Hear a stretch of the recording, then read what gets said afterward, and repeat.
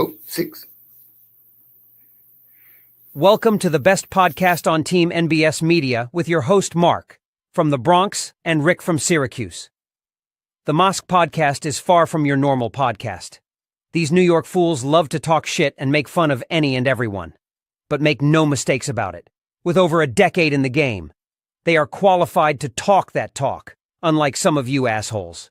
They touch on everything from sports, entertainment, relationships, and lifestyle topics with their truthful and at times outrageous points of view. So buckle the fuck up, grab your mask, and put the kids to bed.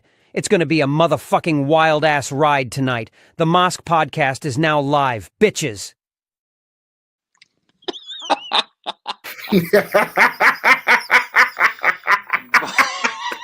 Never underestimate my creativity. But everybody, welcome to, I guess, what we can call the new a new intro. You know, I'm going to be changing intro like a motherfucker.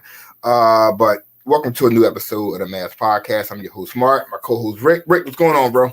Oh, not a whole hell of a lot. Listen, I got to tell you, I finished up covering SU this week, man.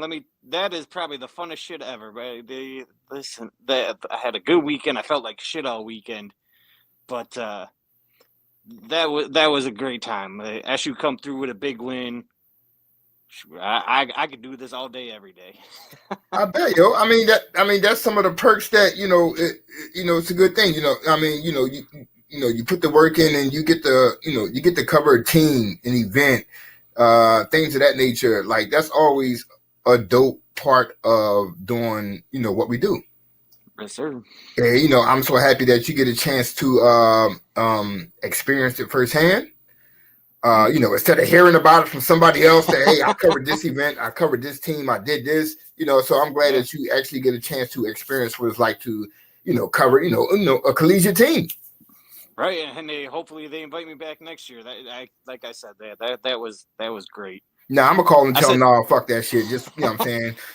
Listen, they're 2-0 at the games I've been at. All I'm saying is, might be that good luck charm, I guess. Nah, that's what's up, though. That's what's up. This week, you know how we do every week. We're going to cover, what was that week? Week 12?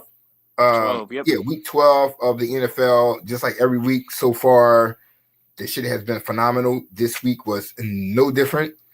We've seen some wild finishes. Hats off to the Cowboys and hats off to the Commanders. Panthers, crazy. Yeah, Panthers. You almost did the damn thing. Even last night's game was intense. After football, we do our power rankings, then we do our picks for next week. Thanksgiving is coming up in 2 days. We're gonna do a segment on what we're thankful for. If you want to chime in for what you're thankful for, feel free. We're also going to touch on a couple of topics that's floating around the news. Just things that we just want to talk about before the Thanksgiving season hits us in a couple of days. So with that said, man. Into it. Yeah, let's get started. Man, with the first, I guess we can say the first game of the week. You know what I'm saying? However you want to put it. The Browns defeated the Steelers in the upset. In my eyes, it was an upset. 24-19. Rick, quick thoughts on this game. Listen, the funniest thing about this game is the Browns can't beat anyone unless it's in their division. It's so wild, and that's just how the NFL goes. The Browns, they're going through it right now. Jameis Winston is that guy that he's going to throw 300, 400 yards, and then the next week he's going to throw 6 interceptions. So he had a great game this week against a division opponent. Next week, don't bet on him because he'll probably be his off week. So it's been his whole career. Great game, mediocre game. Great game, mediocre game. But it puts a little bit of a damper on the Steelers season, losing to the Browns. It shows that they need a little bit of work to do. But you can't hate. You lost to a division opponent in November by 5 fucking points. Which, as we talked about, division games are the toughest, especially in that damn AFC North. That's not your normal division. That shit's not the AFC South or, some crazy shit like that. That's the North where they just play. And made even better, it snowed Like you couldn't ask for a much Right. better setting in a football game in November. But however, Jameis Winston, for the life of me, it's like the Browns played better with a backup quarterback. Remember Joe Flacco last season? Now you got Jameis this year. And we talked about it before. If I'm going to play for anybody, fuck a coach, I'm going to play for Jameis. Like that dude's speeches be Right. crazy. Because in his mind, I know he was like, we about to bust their ass, all praises to God. Like, Jameis, Jameis be on that shit. But I mean, I think for me, Pittsburgh is on. I get the whole quarterback switcheroo. You're trying to add a couple plays for Fields, but I never understood why they had Fields throwing the ball. That was like third down or like 3rd and 6 or some shit like that, and you got Fields throwing a bomb to Pickens down the sideline. You just don't do that. You're in the game to run, and at that point, they was even stopping them from doing that. Well, that's weird because even if you're gonna keep them honest by having them throw the pass, the two with the better arm, like you saw it when Russell Wilson aired it out a couple weeks ago, that bomb at the end of the game that he just dropped it right in there. Like he's still got an arm. He might not have the speed or the legs that he used to have, but he's still got an arm. Yeah, I think the play calling was a little shaky. I won't say at best, but the play calling was shaky as hell in that game, and this whole season, I think this to me is the first game where I say Mike Tomlin and the coaching staff lost the game. They've been no remarkable throughout the whole season. I think this is the first game where I say they actually lost their team the game with the play calling. Right. All right. Well, you got that one. Next up, this was almost a fucking shocker right here. The Chiefs beat the Panthers 30-27. Rick, quick thoughts on this game. I'm sounding the alarm on the Chiefs. I said it early in the year, man. They're a very beatable team. They should have lost a lot more games. They should have lost this game. At the end of the day, the Chiefs just aren't that powerhouse that they have been. But to barely beat a team that's won 2 games all season, maybe the Panthers are finally starting to come alive. Maybe that benching, of Bryce Young was the wake-up call that he needed. So at the end of the day, I mean, there's a lot of questions that need to be answered after this game. But is this going to be the same Chiefs that lost in Buffalo, who they'll surely face again in December, in the playoffs and later? Is there more like going on with Kansas City that they need to be worried about? I mean, look, you still only lost 1 game. For me, and I want to say this and not sound like a homer, but this Chiefs team reminds me of the Eagles team last season. I remember, being in the group chat and everything, and I remember, Eagles winning by like 2 points here, 3 points here, and everybody kept saying, like, hey, it's going to catch up with y'all sooner or later, and then they went on that fucking decline. The Chiefs team reminds me of that Eagles team from last year. It's like, hey, y'all keep squeaking by, something's going to happen. I'm not saying I want somebody to get injured, but y'all treading that line, and I get it. Back to back champions. Maybe like Chicago Bulls, they just bored with the regular season. And you know what I'm saying? It could be anything. Well, what happened to my camera here? Yeah, but it goes back to the same thing about the Patriots, man. Every year we count out the Patriots. Oh, this is the year they don't get it. And then they make that late season push in the playoff. You're like, well, looks like they're winning the Super Bowl this year. Oh, damn. Well, yeah. What are they saying here? Tell me about some damn Facebook. But, I mean, on the Panther side on the coin, man, like you're saying, at times benching does help. And Bryce Young is playing like a fucking quarterback. So all that talk of probably trading him, that shit has got to stop. Like, why is my damn mouse just moving like a what the hell?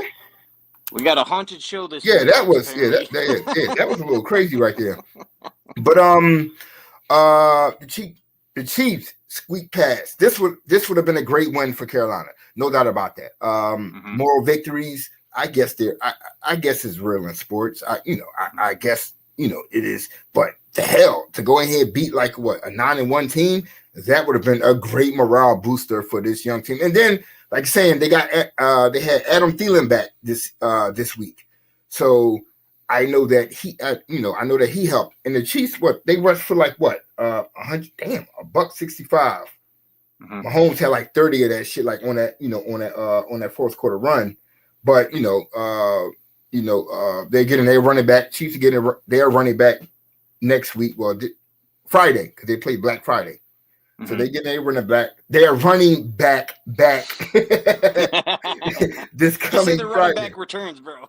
yeah, the running back returns this Friday. But they are. Hey man, you 10-1. You can't argue with that. Regardless of how you win, you win. But it was a little bit disappointing to see them almost let Carolina beat them, though. I can't talk shit because the Eagles play Carolina in like 2 weeks, so I can't. I don't want that shit to happen to us.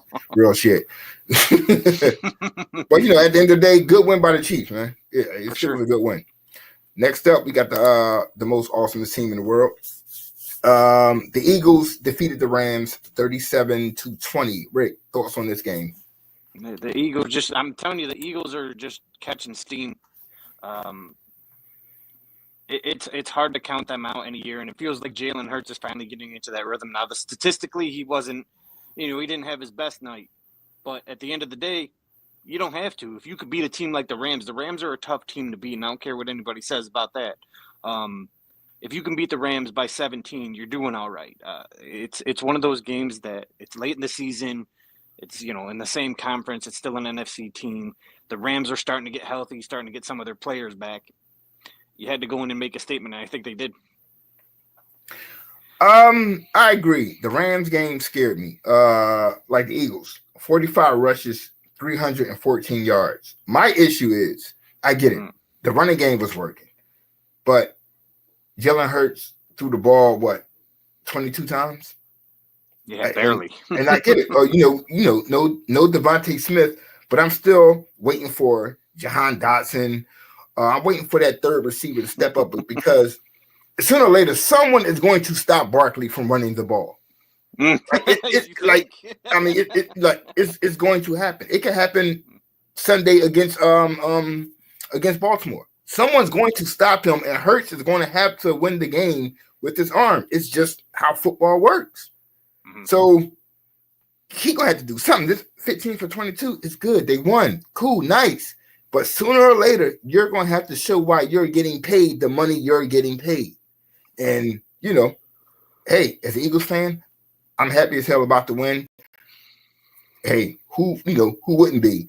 The defense, I was scared of Kupp and Nacua. Nacua still had a great game. Like, you just cannot stop it. You can stop one, but you can't stop both. Right. It's impossible. They shut the running game down. I think the running game had like 60-something yards in the first half. I think they ended up with like damn near 70 or some shit. But all in all, great win by the Eagles, man. Let's move on to Baltimore next week. Oh my God. Do we got to talk about this shit? All right. The Buccaneers pistol whipped the shit out of the Giants 30-7. Rick, thoughts on this game? Listen. My thoughts on this game, as a Giants fan, I feel your pain. But as the owner of the New York Giants, the minute Saquon Barkley crossed 200 yards, I'll be calling your GM in the office. Bro, we got to have a talk. You're fired. Because my boy put up 255 yards. If you had 255 yards on the Giants this year, I mean, that's pretty much the total their offense was. The team is in a spiral right now.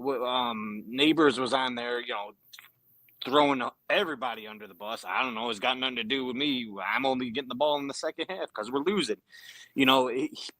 That something's wrong in New York, and it's not just bad play. You know what I mean? The whole organization seems to be in dysfunction right now, and it's live for everybody to see. Oh man, I don't know where do I begin? For me, to begin with, why wasn't Drew Lock the starter?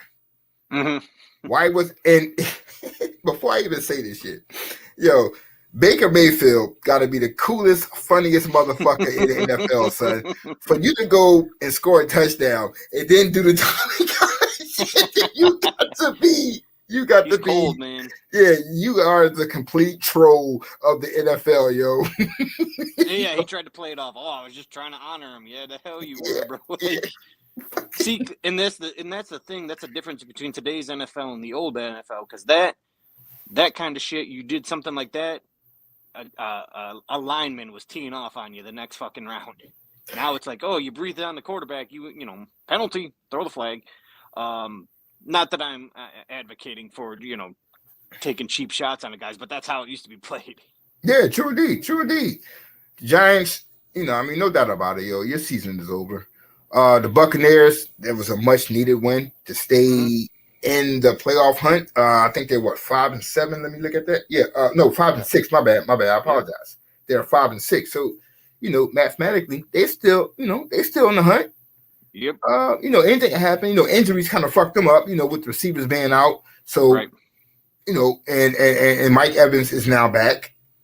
You know, Godwin is lost for the year. New York Giants are tanking. Julio, I don't even know if we can call this shit tanking. This is not even tanking. They just throwing a towel in. Like, they're like, you know what?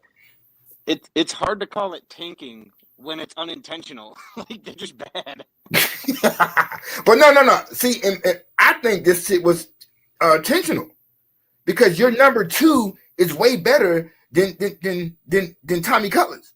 Your number 2 is Drew Lock. That's why you brought Drew Lock in there, just in case. For you to bypass over him to go to this motherfucker, you are intentionally trying to fucking lose.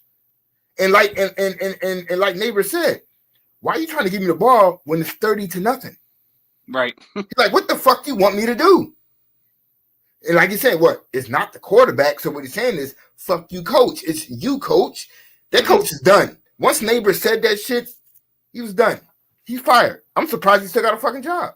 I'm surprised any of them still have a job. Let's be honest. That GM nigga, he going.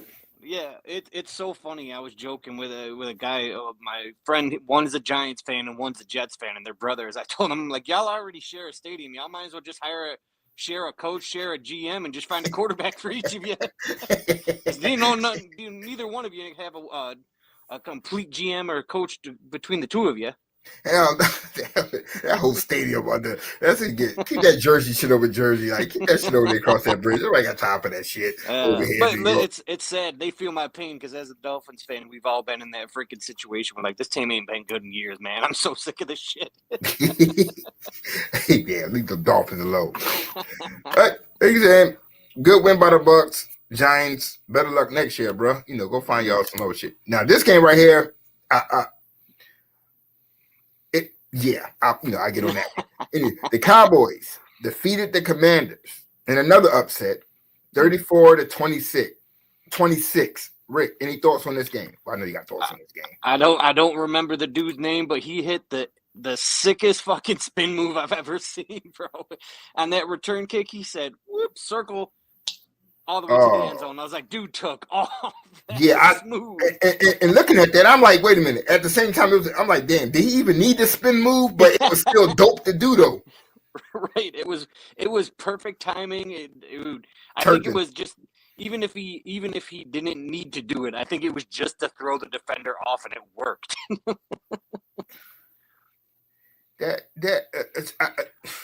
But this game was crazy right down to the end. I did not expect Dallas to keep it that close. And what business does Dallas have playing as bad as they have, showing up against a division rival? Like, dude, it feels like your season's over. It feels like your team's given up. And then all of a sudden you come out and they're playing pretty freaking strong against the division rival. And it's like, dude, maybe their season is not over. Yeah, I'm watching the game, and, you know, because I, you know, pretty much really had no fucking choice right here. But, like, I think me and Brock had put a bet on the game. I think the over was like 46 points. So they entered the third quarter. It was like 13-9. So I'm like, you know what? There's no way in hell me and Brock is winning this motherfucking bet. It's 13-9 entering the fourth quarter. And then the craziest shit happened. And not even that. On a side bet, another bet, I did like 6 quarterbacks, had to go over like 200 yards or 250. I had Jaden Daniels to go over, I think it was 200. And entering the fourth, I think my man had like 150 or some shit. I'm like, you know what? Ain't no way in fucking hell. No, he had like 77. He had 77. I was like, yo, there's no way in hell. I just closed the fucking app because I'm like, yo, there's no way in hell I'm winning this motherfucking bet. Garbage time, and then that long ass fucking bomb. I'm sitting here like, Jaden Daniels, you are the greatest quarterback in the world to me. Thank you for winning that bet for me. But anyway, back to the game, like you're saying, like Cowboys, Cooper Rush, man. This motherfucker, funny. He balling. Well, it's not funny, but I said it in the chat. I'm like, why did they go for the field goal and eventually miss it? Like, to tie it up, like the extra point. Okay, yeah, in the normal situation, that's fine. But like, they lose nothing in the standings if they lose this game. So why did they not go for two to win the game? No, I'm not even saying their kickers are all that bad, but they could have easily gone for two. Even if they missed it and lost the game, okay, they still would have been in the same exact spot they were in the division, in the conference. They had nothing to lose by losing this game. I get that. I remember when you went to the chat and you said that. I get that. But, momentum sometimes, but once again, they are still fighting for a playoff. And I get, they won't lose too much ground, but also, other teams lost that could have won. But just imagine if you go for the 2 and you miss the 2, they're like, yo, why did you just kick the fuck? Like, you just cannot win in that situation. If you go for the 2 and you miss it, you don't get it. Oh my God, you a dickhead. Why didn't you go for the field goal to tie the game? If you go for the field goal and tie the game, why didn't you go for 2 to win the game? Just so happens this asshole missed the motherfucking extra point. I always say go for the win, especially against a divisional opponent. I'd never play for a tie like that. Put them away. Do what you can to put them away. Shit, fuck that. That might Eagles try some shit like that. I'm beating the shit out of Sirianni.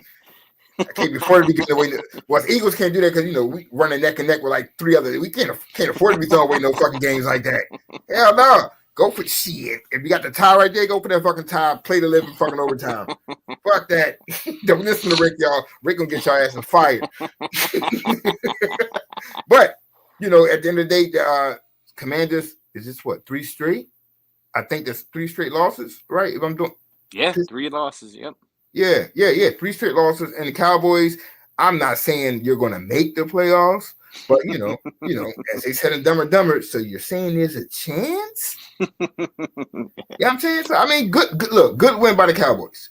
I can't even hate on their chances because my Dolphins got about that same chance right about now. But once again, I mean, they're a much better team, though. But, that's a whole nother topic right there. Sorry, Greg. Greg, our producer behind the scenes, is a Cowboys fan. So, Benzo, he's doing our show a favor tonight because Joe couldn't make it. We're not going to sit here and dog out the Cowboys just because. Now, next week, that's something fucking different. I would say I took down notes for next week. We're good. Yeah. This week, Greg, you're safe. We're not going to talk too much. Cowboy fans still want a high draft pick. Well, it don't matter because you can't pick a GM in the draft, dude. I mean, I was about to talk shit, but Rick said it for me. Like, if y'all can't draft the fucking GM, then what's the point of even fucking getting in the draft? But no, good, good win by the Cowgirls. Sure. Next up, we got the Dolphins defeated the Patriots. Hot damn, 34-15. Rick, what's up with this game? This game was a lot more lopsided than the final score said. The Dolphins just owned this game. This was, I don't know if it was a statement game because the Patriots are still figuring out this year. We talk about it week in and week out. The Patriots are still figuring out. But this was a statement game for the Dolphins to say, hey, by the way, we're still here. You know what I mean? So everything seemed to be clicking. There was a few hiccups along the way, but Jalen Waddle, man, it's good to see him back and making explosive plays again because this team could really go on a run if everybody's firing on all cylinders. Excuse me. Yeah, that's all I got on this one. Quick note. Here we go with this bullshit again. Y'all see this shit? Y'all can't see that shit? We added a restriction to your account. You see that? Every time we go live with the Mass Podcast lately, fucking Facebook be sending me these motherfucking alerts and shit saying we're putting a restriction on your fucking account. You know what, Mark Zuckerberg, real shit, bro. You like why? Why? Because we use profanity?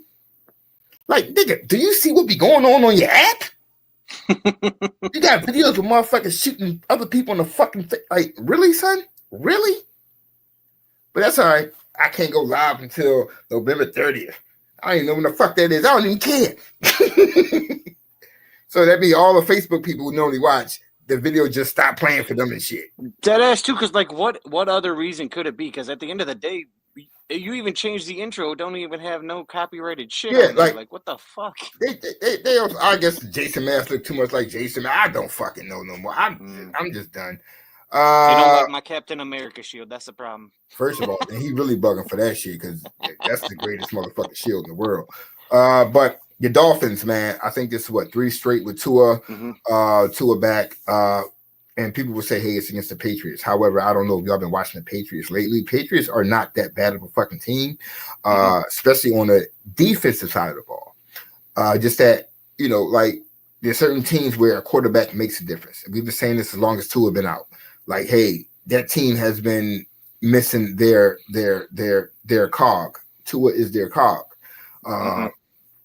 Jalen Waddle and fucking Tyreek Hill, no, they make the offense go, but without Tua, you know, he's the heartbeat of that fucking team. And, you know, we're seeing that right now. And I'm pissed off because when he got, you know, when he had the concussion, I took him off my fantasy team and I put his ass on the, back in the waiver wire. Now I'm looking like, oh shit, I need to pick this motherfucker back up, put him back on my fucking team again because he's smoking motherfuckers now. But great win by the Dolphins. Well, it's hard to say, like, because first and foremost, this made 2000 Rick very happy because the amount of times we got just blown out by the Patriots. What I will say, and to your point on Tua, is the Dolphins were struggling to put up 20 points in a single game. They put up 24 in the second quarter. This game could have been a little bit more lopsided. So, I mean, we cannot count this guy out, and I don't want to hear a single person arguing about whether or not he is as good as they say he is. It feels as if the Dolphins getting ready to make a run. Julio, that would be dope if they can make a run. Matter of fact, hold on real quick, and I'm pretty sure Rick probably got that shit fucking memorized and shit. I'm trying to pull up the fucking standings right now. Let's look at the playoff drinks real quick. Boom, right now. Well, shit. They in eighth. They're in 8th. Yeah, they 8th, but they still. It's like he's still like 2 games behind though. Denver and I'm about to say the Clippers and the Chargers. So you still need some losses by Denver and the Chargers. Well, you really need by either one of them teams. They have to lose. So there's a chance. I'll judge their chance if they win on Thursday against Green Bay. If they could beat a good Green Bay team in a cold weather, I think they can make a run. Oh yeah, that is a big game coming up. I think I kind of got Green Bay winning that game, but that's a whole nother story right there. But great win by Miami Patriots. Y'all getting y'all shit together. Just not quick enough. Next up, another fucking upset. The Titans beat the safety Texans 32-27. Rick, thoughts on this game? Man, we all talked about it, and someone said it in the group chat, man, a sophomore slump. Like, at the end of the day, what's going on with C.J. Stroud? Have teams figured him out, or, first and foremost, I think losing a top player like Stephon Diggs, right? Like, he's out. So you lose a player like that at the end of the day, your offense is going to struggle a little bit. But Will Levis, I don't know what he's doing. I can't say he's figuring it out, but he quietly had a decent game, okay? And that's all they needed from him. They don't need to Tony Pollard rush for 119 yards. That's interesting. I didn't see that. But at the end of the day, neither did Jerry Jones. But that's just it. I mean, you don't need guys to go out there and be perfect. You need a guy to go out here and get you 100 yards, or 2 running backs back split to get you 100 yards. You need a guy that's going to take care of the football. He threw 1 interception, okay, but he threw for almost 300 yards and 2 touchdowns. You have to have more guys on the same page against a division rival to put points on the board. At the end of the day, the Texans, I don't know what's going on in Houston, but they're slumping a little bit. Now, I don't know if we recall what I said last week, and I'm pretty sure no one does recall it but me. The Texans are the second, they give up the second fewest yards in the fucking NFL. Mm-hmm. They stopped this running, what they held them to, like 20 or 30 yards rushing. That's how you stop Tennessee. I mean, Houston. Mm-hmm. The Titans have, I think, the second best defense in the fucking league as far as yards go. So, once again, if Will Levis can continue to play like he plays and they can find another receiver, opposite Ridley, like, they're going to be a fucking problem. But once again, they look at their record, they look at Levis and the interceptions, and they just bypass, everything else. And I said it last week, their defense is great. They are playing some smash mouth defense. The Texans just ran into a fucking buzzsaw. And as you said about Diggs, I disagree because Diggs was not on that team last season when Stroud was smoking everybody. They got the same fucking players. They even got Mixon. Diggs was not a factor on that team last year, so them losing him does not even equal to what he did last year. So I would say a sophomore slump. You ran into a team that's just not fucking bullshitting. And once again, as we always say, it's a division game as well. And Will Levis, for some reason, like Jameis Winston, he's showing his ass this week. Next week, he might throw 8 picks. Right. But this week, they upset, the Houston fucking Texans. Good win by Tennessee. Thanks. Wait a minute. Didn't Tennessee and Houston used to be the same fucking team and shit? Yep. Yeah, shout out to Warren Moon. Anyway, moving on to the next one. All right, we got the Lions. These motherfuckers, man. Lions beat the Colts 24-6. Rick, thoughts on this game? These motherfuckers. Well, at least they kept them under 30 points. I don't know what else to say about this one. This was a very, very pedestrian approach by the Colts. And, you're playing the Lions. The Lions are tough to beat. We say who's going to stop the Lions this year? And right now it doesn't look like anybody. So it's a tough matchup for the Colts, who are kind of on that middle of the pack kind of team. They're approaching a playoff spot with a bunch of hiccups along the way. So if they get these things ironed out, they'll be a good football team. But you just went up against one of the best teams in the NFL right now. They're one of the hottest teams in the NFL. And they could put up points in bunches. You held them to under 30. More than, what was it, the Jags? Let them put up 51? Yeah. So, yeah. As much as it sucks that you got the loss, maybe I guess that's the pat on the back moment for you. Granted, the fucking Lions are serious. They are the opposite of the Chiefs, and that's not to take anything away from the Chiefs.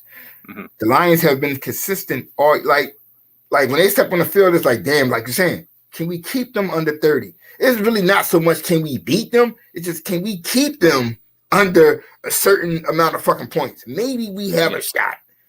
24 points. Most teams are just elated to have 24 points.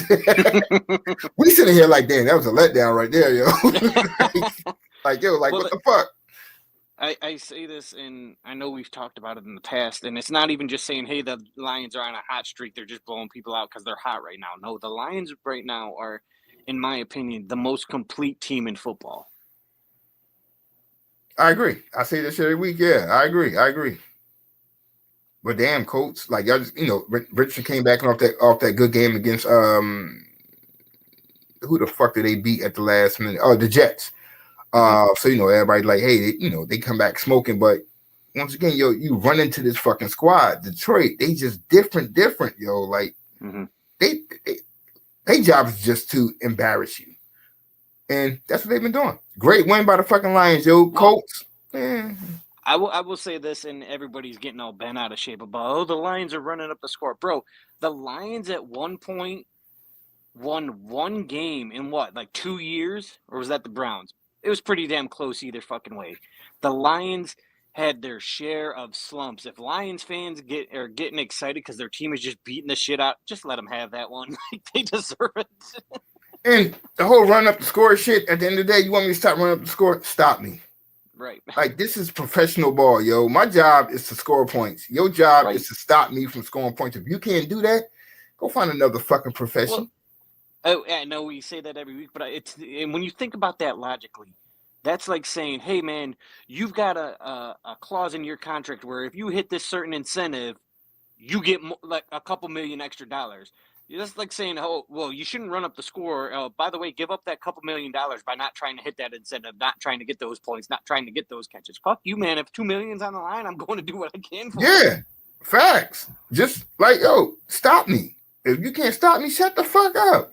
Right. Like, now I see why Facebook be banning me and shit. But I'm saying, fuck you, Facebook. But great win by the Lions, yo. This was not a bad one right here. The Vikings beat the Bears in OT 30-27. Rick, thoughts on this one? Oh my goodness! Hey, look at that, Caleb Williams, man, finally might be showing up, and they said it all year. It was going to take some time for this kid to get into a rhythm. It was going to take some time for this offense to get going. With that being said, I think we're more concerned about the slump that the Vikings seem to be in lately. Now they won; they put up 30 points, but this stout defense that we talked about all year that Steve liked to tout, and I'm not calling him out. He was absolutely right. But we have a Bears team. Again, it's a divisional game, so we can't take nothing away. But we have a Bears team that's been trying to figure it out all season that dang near just beat you and send it to overtime. So I think the Vikings have some red flags they need to address over the next couple of weeks if they want to make that playoff run. But I don't think their season's over. Now, I'm not here to defend Steve. No doubt about that. I don't know if Steve is in the chat, and Steve is normally here. I'm not here. Steve this week. Yeah, I'm not here to defend him. However, I will say this: this Bears team, the only really young player they got is a fucking quarterback. Everybody else is a fucking proven fucking veteran. Mm-hmm. So you got fucking Swift, who just ran for 1,000 yards for the Eagles last year. You got fucking Keenan Allen, who just caught 1,400 yards last season. Dude said, well, he's a fucking rookie, but you got DJ Moore who caught 1,000 yards. Like, this is not a fucking young fucking team. Only person that's young on their team is a quarterback, and all we were waiting for is for the right offensive plays that they can run for him. So it's like when I see them, this is not watching Tennessee or some bum ass team. This is the Bears team that we were supposed to see in the beginning of the year. Like, they might be older and more veteran wise than the fucking Vikings. Yeah. So the Bears defense wasn't there. Addison put up 162 yards. Hockenson 114.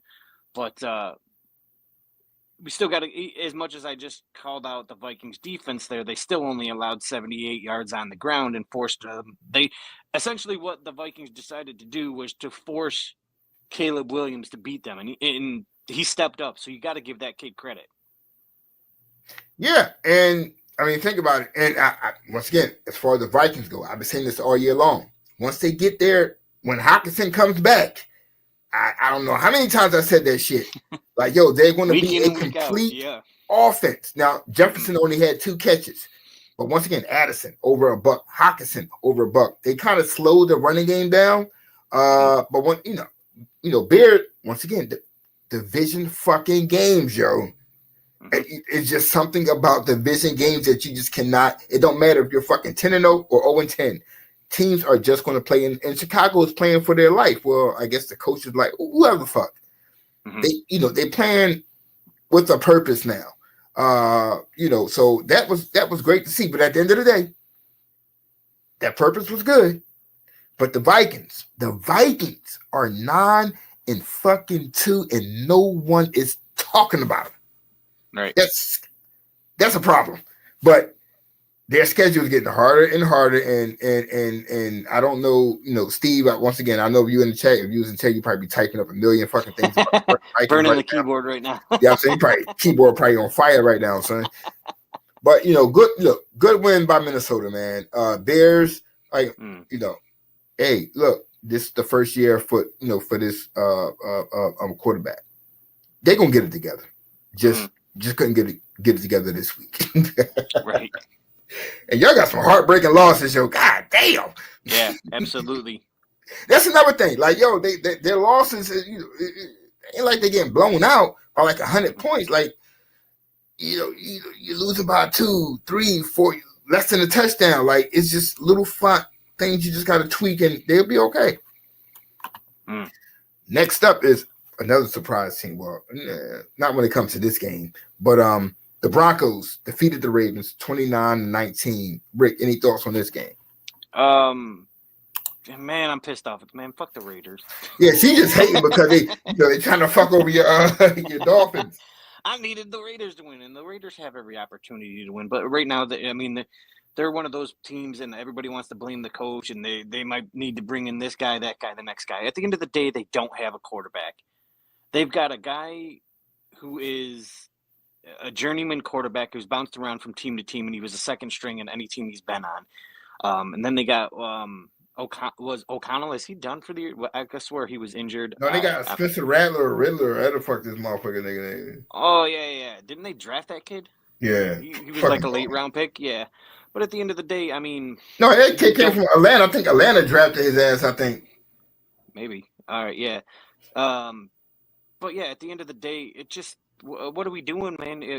They're a team that's you can blame on this, that, and the next thing, but they don't have the guy. You knew this was going to be a bad season because they don't have either a quarterback that is going to develop for them, or they don't have the big arm quarterback who's going to develop plays. They don't have the explosiveness of their offense. Yeah, they lack identity. There's,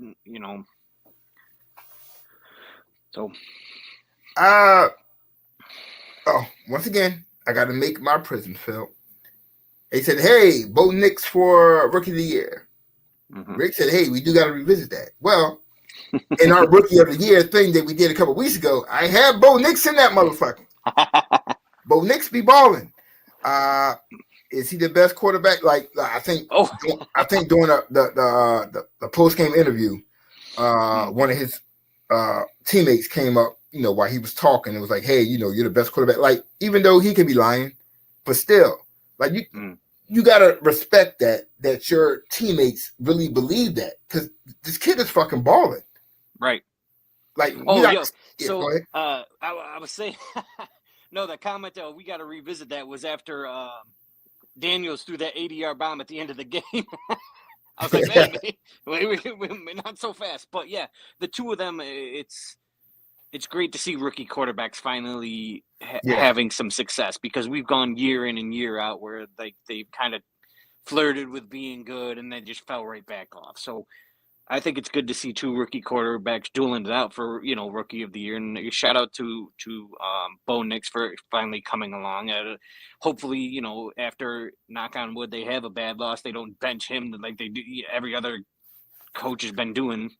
But true indeed. Where they are? Oh yeah. You do need them to lose. They 7-5. Yeah, you kind of do need them to lose and shit. But shit, good. Good win by the Broncos, Raiders. Y'all motherfucker, y'all just done. Then your quarterback breaks his collarbone or some shit like that, so he's gone. So yeah, y'all season just fucked, yo. It's over. Next up, I can't say I expected this, but I didn't expect this. The Raiders beat the dog shit out of the 49ers 38-10. Rick, thoughts on this game? This game was a little bit way more lopsided than anybody could have predicted. I thought the 49ers will put up a little bit better of a fight, but I will throw an asterisk in there because they did not have their starting quarterback, and we picked him last week, and I picked him last week before knowing he was going to be out. I thought it was going to be a little bit better game, but at the end of the day, Christian McCaffrey had 11 carries for 31 yards. Jordan Love didn't do anything spectacular. 13 for 23 for 2 touchdowns, 163 yards. At the end, there was nothing special about this game that it needed to be this lopsided. Yeah, I agree. 49ers. We could. I lied. Josh Jacobs, man, he was the difference maker in that game. 3 touchdowns and 160 rushing yards. And to try my best to stay on topic right here, remember, I think going into the offseason, it was like, hey, the value of the running backs have declined.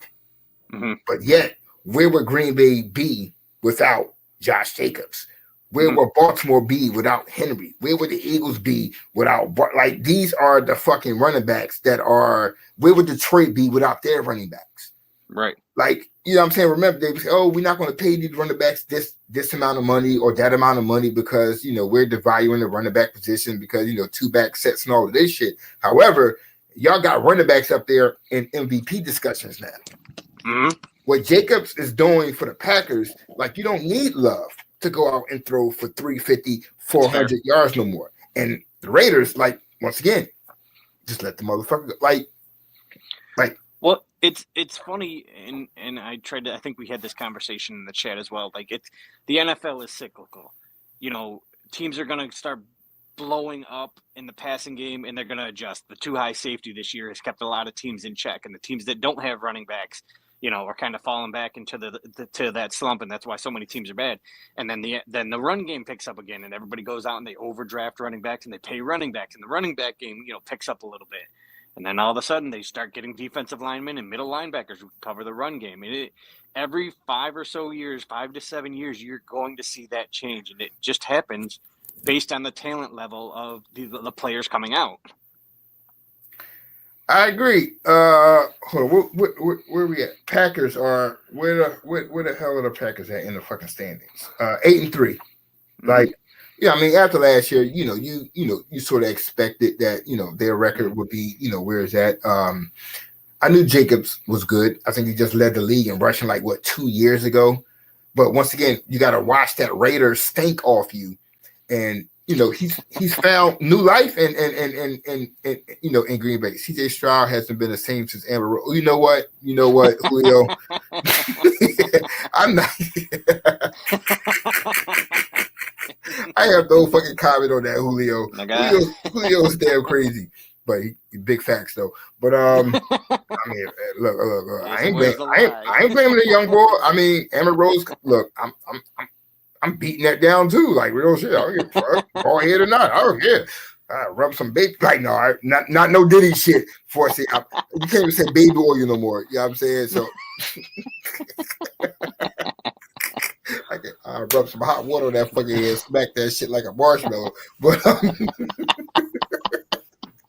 oh, sorry, Mark Zuckerberg. I know that's why you be fucking deleting our content and shit. I'm still mad about that. This is the second fucking week in a row, yo. That shit taking away views and shit. Like, damn. That's an extra 60, 70 views every night that Zuckerberg is just taking away from us. Poke ass motherfucker, yo. He's just trying to make sure we don't make it. Bastard. Yeah, that's all, Elon, yo. You my nigga. But you know, hats off to Green Bay, yo. That was like 10 years ago, this was a marquee game. Mm-hmm. But you know, San Fran going through their shit. I hope they don't make the playoffs. You know, I want them to lose like I want the Cowboys to lose. I'm gonna keep it a buck. But I kind of wanted Green Bay to lose because I don't want no one close to my Eagles in just in case we have a little 2-game loser streak somewhere. That I don't want nobody close to us.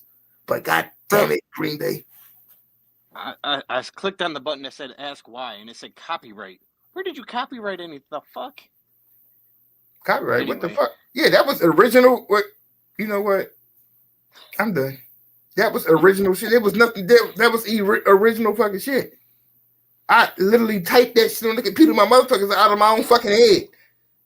So I don't know. I just don't know where that came from. Oh dang! I have no clue either. They don't like us. You know what I'm saying? Fuck the Facebook. That's all right though. All right, so nobody get cool on Facebook anyway. Yeah, fuck that shit. Good win by the Packers. All right, now we got this game. Fuck, man. Seahawks beat the Cardinals 16-6. Rick, let me pull up something on this one. This game was so boring, I barely kept an eye on it. Kyler Murray threw for 285 yards. Geno Smith threw for 254. This was a game of all defense, and I understand, to some that's fun and it's exciting if the defenses are doing things like getting interceptions or making big plays, but this was just old school defensive football. At the end of the day, the Seahawks rushed for 65 yards. The Cardinals rushed for 49. Just neither one of these teams. It's funny because this division's up for grabs, so you thought it would be a little bit more explosive on the offensive side of the football, but it wasn't. So this one seems like it came down to whoever had the ball last. Did anybody outside of Seattle or Arizona watch this motherfucking game? Like, let's keep it a buck. Like, I mean, once again, it had the potential to be something great, but hey, once again, division shit. And who are we to knock a defensive game? Like, I mean, granted, we don't really get too many of them, so I guess that's why we're all shocked when it does happen. We're like, holy shit, what the fuck? 16-6. Those games of yesteryear are gone, man. This used to be a in the Red Sox. So, I mean, but I still say this is the game that maybe Arizona needed more to keep their stuff up there. Seattle, one of those sneaky teams. Like, you really got to watch out for them motherfuckers. Like, they'll fuck around and find themselves in the fucking, NFC fucking conference championship because you're not paying attention to these motherfuckers. But you got to watch Geno. You got to keep your eye on. Wait, did Metcalf play? Metcalf is, I know he's been in and out of the fucking lineup. Yeah, he played. Yeah, they're healthy. I was looking to see if they were healthy. They're healthy. Either 1 week a receiver is out or their running back is out. This week, everybody has played. Both their running backs have played, and both their fucking all three of their fucking tight ends have played. Seahawks and Cardinals are tied at 6-5. Yeah, Seahawks is a team that can fuck around and just come back and take their fucking division if no one's paying a fucking attention. So good win by Seattle, yo. I don't want to play you more. I ain't gonna lie, yo. Like, y'all motherfuckers worry me. Cause them three receivers, yo, they Lockett, Metcalf, and is it Smith? And and you always say Smith because I can't pronounce his last name. Please, I'll be butchering shit. But Jackson Smith, like, yo, and you got Kenneth Walker. Like, that's a prop. That team is a problem. And as we see, they can play defense. They held Arizona, I mean, which is not a fucking Detroit Lions juggernaut, but they held them 6 fucking points. Any given Sunday, man.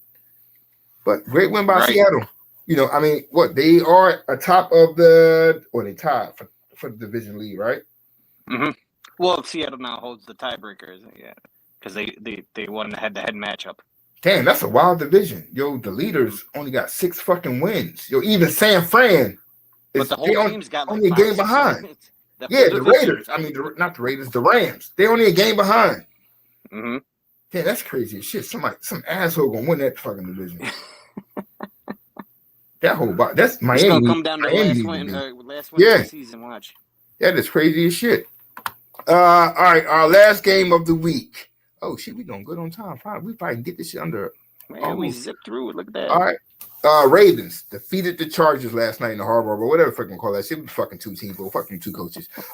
Ravens defeated the Chargers 30-23. Rick, thoughts on this game? This game, like a Derrick Henry, man. You said it earlier. The running backs. If you got a good running back, Derrick Henry in a year that everybody was focused on passing is like he's 23 years old again, man. He's just doing his thing. This was a game. Justin Herbert took care of the football. Lamar Jackson, 2 touchdowns, 177 yards. Didn't get much rushing yards. 8 on 15. 15 on 8 attempts. It was a good matchup. I have nothing more to say because it just was one of those games that somebody was going to win. Maybe the Ravens had a little bit more of a leg with a team. He said last time I ever bet on Jim Harbaugh. Yeah, at the end of the day, I mean, haven't these guys have played what 2-3 times, and I think at this point every time the Ravens, John Harbaugh, right? He's the Ravens coach. I think each time he's won those head to head. So yeah, maybe he just knows something that his little brother don't, or his older brother. I don't know which one's older. Look, good win by the Ravens. Chargers, y'all got to learn to catch the ball. One of your running backs went out, so that also hurt. But as we talked about before the season, like, who is going to catch the ball? Right now, everything's getting done by the rookie. So once they get, a year under their belt, they're going to be okay. This was still a game they could have won, but it's hard to stop Henry. No doubt about that. Because you got to worry about Jackson and things of that nature. But Baltimore defense came to play. This was a game that I think the Chargers should have took. I wanted them to win, but I didn't want, because like I said, I didn't want to play Baltimore next week and they'd be pissed off by losing 2 straight. That next week game is gonna be a real hard game between Baltimore and Philly. I didn't want to play a pissed off Baltimore team.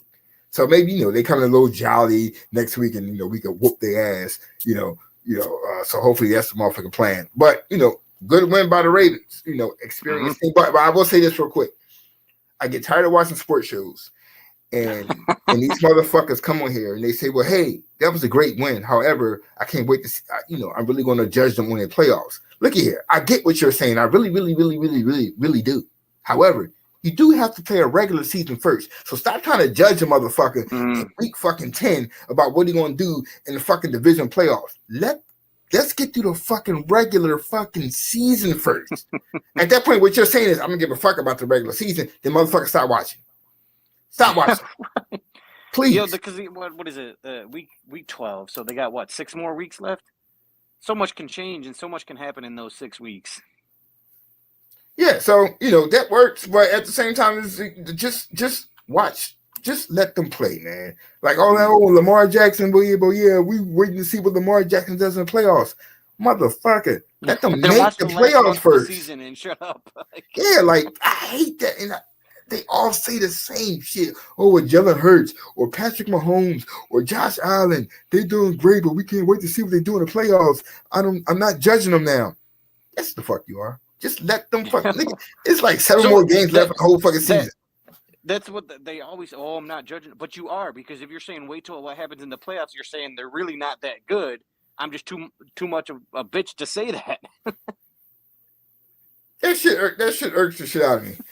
But that was the last game on our schedule. So our producer says he wants to go to a commercial break. When we return, we will come back with our power rankings and our week 13 picks. Do your thing, producer. We'll be right back after these messages.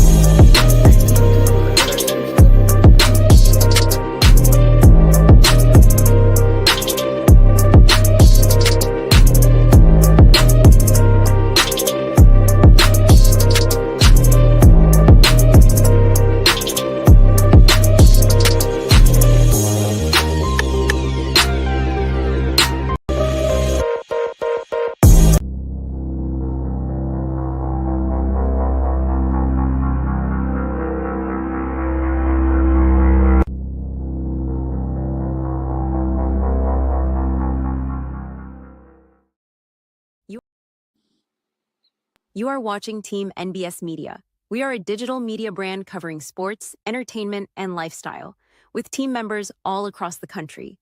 Through our written content, podcasts, and video content, we bring you fresh and professional content. Interested in joining the team? Shoot us an email or DM. Make sure to like, share, and subscribe.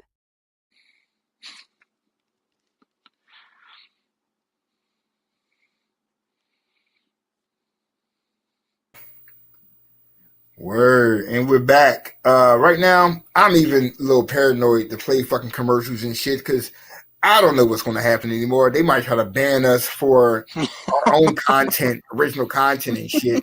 We copyrighting fucking Team NBS Media content or something like that. I don't even know. But we're back, and right now we're going to jump into.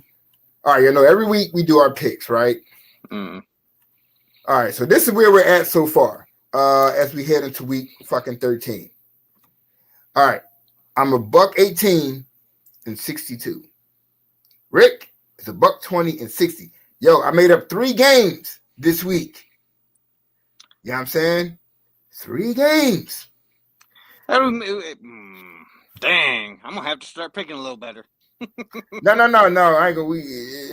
Actually, we had like the same picks. I think it was like I forgot what we went different at. It was the Chargers, the 49ers, and I forgot the other one. No, we both picked the Chargers. I had the Chargers to win. We both had the Chargers. It was definitely the 49ers. The 49ers the Seahawks and the Cardinals. I think I picked Cardinals. Yeah. Other than that, we pretty much had the same joint. Like as I got down to the end, I was like, "Oh shit, I got a chance to make a comeback."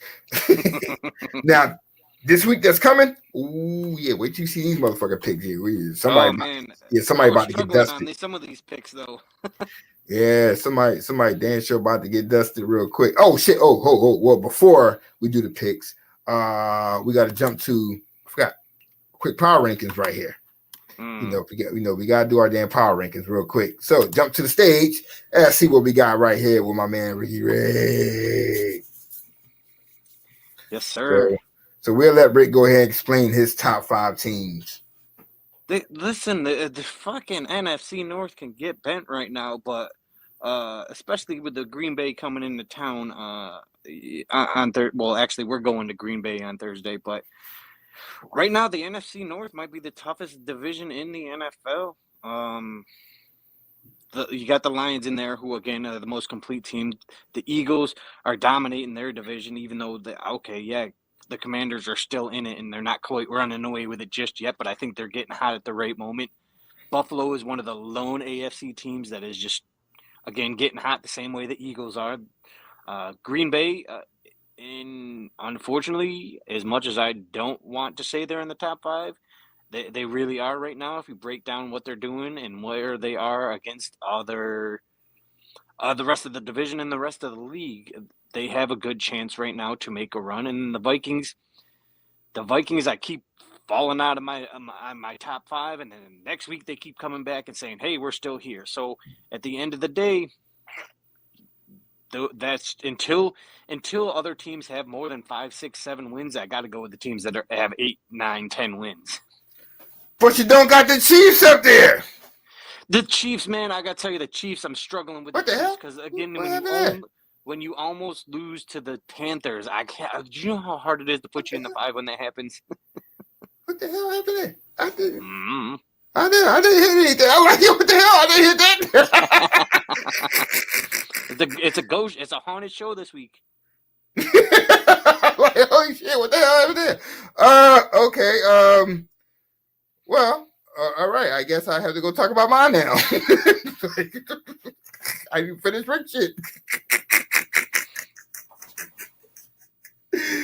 All right, sorry, Rick. All good. Yeah, I don't know what happened there, but all right, nah, I ain't finished with Rick shit. All right, yeah, back to yours. Leah, all right, Green Bay, Minnesota, but yeah, not having the Chiefs up there though, what 9-1, 10-1. I don't think they're that strong of a team. I can't just go purely off record. As much as I say there are, I think the Lions are playing better football. I think the Eagles are playing football. The Bills are still playing better football. The Packers and the Vikings are all playing better football. So are the Chiefs up in the top 6, 7? Yeah, they're right there. But I don't think they're playing very good football right now. I just think you have a strong coach in Andy Reid who is out coaching teams. You know what? Like I said, no problem with a power ranking as long as someone can defend it why they chose, what they chose, and you just did a great job of defending your choice. Like, hey, I don't think they're playing better football than the rest of the team. Like, yo, I can't do nothing but respect that. Fair. That was I have no fucking argument with you on that one. You just shut me the fuck up. Like I couldn't say nothing. So yeah, I respect that one. All right, so Rick has what the fuck? Okay, Greg. I know. Yeah, I know. I'm like, yo, I know I'm not touching these buttons. All right, so yeah, that's a little fucking nerve wracking. So good. All right. So to go back, Rick has the Vikings at 5, Green Bay at 4, Buffalo at 3, Eagles at 2. And Detroit at 1. That's not a bad list at all, brother. I can't even argue with you on that one. That's not a bad list at all. Fair. Now I can jump to my list. I have Detroit at 1. As we spoke about before, I do believe that they are by far, the most complete team in the NFL. I have Buffalo at 2. And I wrestled with this one because they had a bye week, and I was like, well, do I penalize them for not playing? And while other teams won, I was going back and forth for that one. I didn't know whether I was like, but at the end of the day, it's not their fucking fault. They had a fucking bye week. Right. But Buffalo was still a tough team. Yes. I have my own Eagles at 3. I don't have them at 2. I have my own Eagles at 3. And, I still, still got a lot to prove to me because Buffalo's been doing this shit all year. And they actually served the Eagles. Real shit, though. Like 7-game winning streak. I can't take that away. But, I still got Buffalo right there. Because of they got some great wins. Minnesota, I cannot disregard what they have done. They 9-2, and no one's talking about them. I don't care who they beat or whatever the case may be. 9-2, that's a great fucking record. Kansas City, I get what Rick's saying, no doubt about that. You could put Green Bay up here. I saw like Stephen A. and them even put Baltimore. I'm not putting fucking Baltimore up here. Fuck out of here. But even not after losing to the Browns like that, man. Yeah. And not even, even with their close, win against Carolina, you're still proving that you can win the close games. Even though I didn't like it per se, but at the end of the day, a W is a fucking W. Right. So, somewhere down the line, maybe that, that will come back and haunt them, or somewhere down the line, these close wins can help them in the Super Bowl or something like that if it ever get close. So I got to respect what they did. So here's my top 5. Detroit, number 1. I got Buffalo, number 2. I got the Eagles at number 3. I got Minnesota at number 4. And I got Kansas City at number 5. Those are our top 5 teams heading into week 13. Now we're going to do our crazy picks that we normally do so we can go ahead and just move along to the show and bring out the other half of the show real quick. You know what I'm saying? Fresh off of ass kicking that word. I didn't know what the hell's going on here. All right. We got our weekly picks right here. Ha ha! Yeah, we jump right into the Let me pull up these joints real quick. So jump it off. We got the Lions and the Bears. We both got the Lions. Yeah, no doubt about that. We got the Cowboys and the Giants. We both got the Cowboys. Really? We got the Dolphins and the Packers. I went with the Dolphins. Rick, you went with the Packers? Hey, look, and until Miami can prove they can play in the cold, it's going to be like 17 degrees in Green Bay. Oh, shit. Please be wrong. I mean, please be right so I can get this. Please be wrong so I can get this damn W up on you. I'm wrong, too. I win either way. Next up, we got the – where the hell are you at? We got the Chiefs and the Raiders. Yeah, right. Like, we really going to pick the fucking Raiders here. They'll do something crazy like win like they did last year. Word. We got the Buccaneers and the Panthers. We both went with the Buccaneers. We got the Eagles and the Ravens. We both went Eagles. Colts and Patriots. I went Colts. Rick went Patriots. Let's go Colts. We got the Bengals and the Steelers. I went Bengals. Rick went Steelers. That's what I said this week. This week going to be crazy. It really is. We got the Falcons and the Chargers. I went Falcons. Rick went Chargers. We got the Jets and the Seahawks. Yeah, I went with the Jets. Rick went with Seattle. We got the Texans and Jacksonville. I went Texans. Rick went Jacksonville. Sure did. We got the Titans and the Commanders. I went Titans. Rick went Commanders. We got the Rams and the Saints. We both went Rams. We got the Bills and the Niners. I went Bills. Rick went Niners. And we got the Broncos and the Browns. We both went Browns. That said, this week it could be a lot of movement as far as our record goes. I think this was the most different we've had in picks since week 1. Yeah, like that was a lot. Yeah. So we can go with that. Now, that was our week 13 picks. So wait a minute, we're still not done quite with the football segment yet. We're about to be done. So we got Thanksgiving coming up. Everybody knows Thanksgiving. Thanksgiving is a big football day. So in lieu of that, I decided I guess maybe for the first time at the Mass Podcast, to do a quick Turkey Day parlay for y'all. It don't matter who you're betting with. You're betting with DraftKings, BetUS. You're betting with FanDuel. You're betting with ESPN Bets. This is my one. When we got 1, 2, 3, 4, 5, 6, 7, 8-leg parlay, which however you want to put on it, whatever you want to put on it. You know what I'm saying?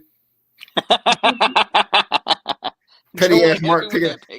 Yeah, hey, look, once again, that Titan defense, man. I'm telling you, that Titan defense and the way Daniel's been playing lately, it wasn't for that damn Hail Mary of a pass. Yeah, dude, he's playing pretty suspect. I ain't gonna lie. Don't let the media fool you. All right, so we got Jared. I got Jared Goff. Over passing yards. 240, 244, 243 passing yards over. I got St. Brown. 73 or 72.5 reception yards over. I got Cooper Rush. Yes, Cooper Rush. I got him at 204. Well, 205. Fuck all that 0.5 shot. It does make just get 205 yards. I got him over. Cooper Rush has been throwing that fucking ball. And wait a minute, who they're playing again? The Giants. So once again, oh god, yeah, they're gonna pass all over the fucking Giants. I got CeeDee Lamb 70 yards over. Well, y'all know what I mean. 70 yards over. And once again, you're playing the fucking Giants. That's CeeDee Lamb for 70 yards. You get that shit in the first half. Next game, we got Tua, 235. 236. Going against Green Bay. That's gonna be a little iffy one. However, with the way Tua has been playing lately, I think it's possible. Tyreek Hill, 62 yards over. Like, yo, come on. That's a bomb. That's one pass play. Like, yo, yeah. Tua and Tyreek, this is money right here. This is money. They ain't hit a bomb all year, I don't think. You know what? Yeah, see, there you go. Here we go. Jordan Love, 241 passing yards over.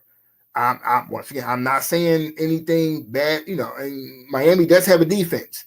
However, little dink passes here to the running backs. Like, yo, them yards add the fuck up. I don't give a fuck who win. I'm just trying to win the fucking parlay. I don't give a fuck who wins the fucking game. I don't. But Jordan Love getting 241, yeah, very doable. Josh Jacobs just ran for like $126. And Miami defense is tough. But yes, I do believe he can get 72 yards against Miami. It is a possibility. So, look, that's a Turkey Day parlay for you. It's 3 games. I'm giving you love on all 3 games.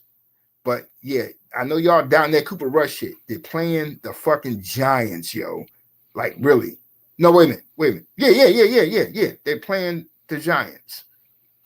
So that's the only one that I'm really, The Giants just gave up 30 points to the Buccaneers and they lost their top 2 receivers. Yeah. So, yeah, this is a good Turkey Day parlay right here. Like, yo, I don't care. Put 5, 10, 15, 25, $30 on this parlay right here. Yeah. This is the winner. I'm gonna save that one. I got a few bucks to spend. Uh-oh. All right, so with that, we just did the turkey parlay. We did our picks. All right, so what we're going to jump into now is our second segment. Y'all know every week we do a segment of whether it's entertainment or lifestyle or things of that nature. It doesn't tend to really go with football per se, but it's just something that, we want to do. Rick had a question. Well, of course, Rick already got crazy questions, right? Y'all know how Rick thinks. Rick wanted to know this, right? As much as we go on about the superhero shit, are we going through an era of superhero fatigue, with all the movies, all the TV shows? So, let us know what y'all think in the comments. Rick, do you think that there is a superhero fatigue going on? I see. At the end of the day, I think every few years, movies kind of hit this kind of slump, whether it's superheroes or not. But when we talk about a superhero slump, it's like, oh, well, people are just tired, and that's why people aren't going to see these Marvel movies anymore.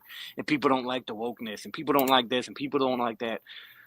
It's not about fatigue. It's not about being tired of these movies. It's that they're you can't get away with, especially with hardcore fans like that typically follow these properties. You can't get away with making the same cookie cutter movies and shows. And all these shows that you got shown right here proved that all you need, and we'll even go back to Guardians of the Galaxy 3, and I feel like that was one of the ones that proved that to the biggest point that there's no such thing as superhero fatigue. They just want better writing. Every single one of those shows had great writing. Even the Deadpool Wolverine as a movie, it might have lost the plot, but it gave people what they wanted to see. And that's all people wanted. They thought of it as a funny movie that gave them the characters that they were missing out on. And it was done in a way that they wanted to see it. People connected with that movie. You can't just write these movies to say, hey, all right, and have no connection with the fans. You're not just doing it for money. People aren't just spending their money for the sake of spending money. So, I mean, like, what's in the past? Like, I haven't watched Agatha. For anybody that knows me, I don't do the hard shit, even though it's the MCU. I get it. I'm not watching that crazy looking shit. Maybe one day I'm like half asleep and I'm like, oh, I'll turn this crazy shit on. But from your point, and then from like Joe's, that it was a great show. I take it the writing is well done. Once again, I haven't watched it to comment on it. But from what I'm seeing about the show is very well done. Much like WandaVision was as well. Absolutely. And we all, we talked about the Penguin last week. We talked about how great of a writing job that was. In the direction that the new DC is going. So I can say right here from your point, and then what we saw with the Penguin, that's two shows right there that I believe is awesome. The Deadpool and Wolverine. If you're a Deadpool fan, this was right up your alley. The writing wasn't so fucking intricate that you went to a dictionary and start looking up shit, but it was normal. My biggest fear was that Marvel was going to fuck it up because Marvel is a funny family. You know what I'm saying?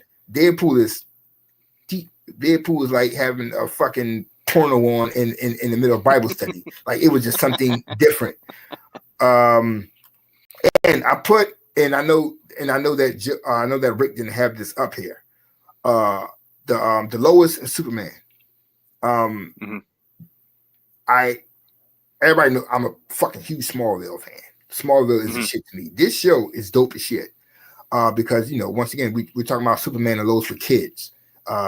Kids that's discovering their powers. You get to see more of a human side of Superman and how he deals with his children having kids. While back in Smallville, I think the writing for that is so dope. It's more human than a lot of the older DC shows per se, because this show still falls under the old DC universe. This is we have not hit into the to the new area yet. That's why I think this is the last season. But for it to fall under the old umbrella, I'm like, yo, y'all did a great job with this fucking show before y'all went and changed it up. So Rick is right. The writing is not the fatigue of it. I think it's the fatigue of the fighting creativity of the fucking writers. Right.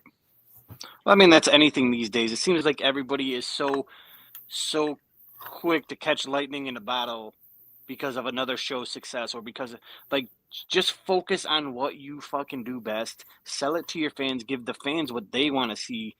Don't just have it so everybody Marvel right now with their movies is trying to tie all this shit together and nobody knows what's going on. They need to drop that movie that ties everything fucking together, so we're all not sitting here going, what the fuck is this? This is chaos. I agree with that. Smallville is legend. You goddamn right, Joe. I'll watch that one day.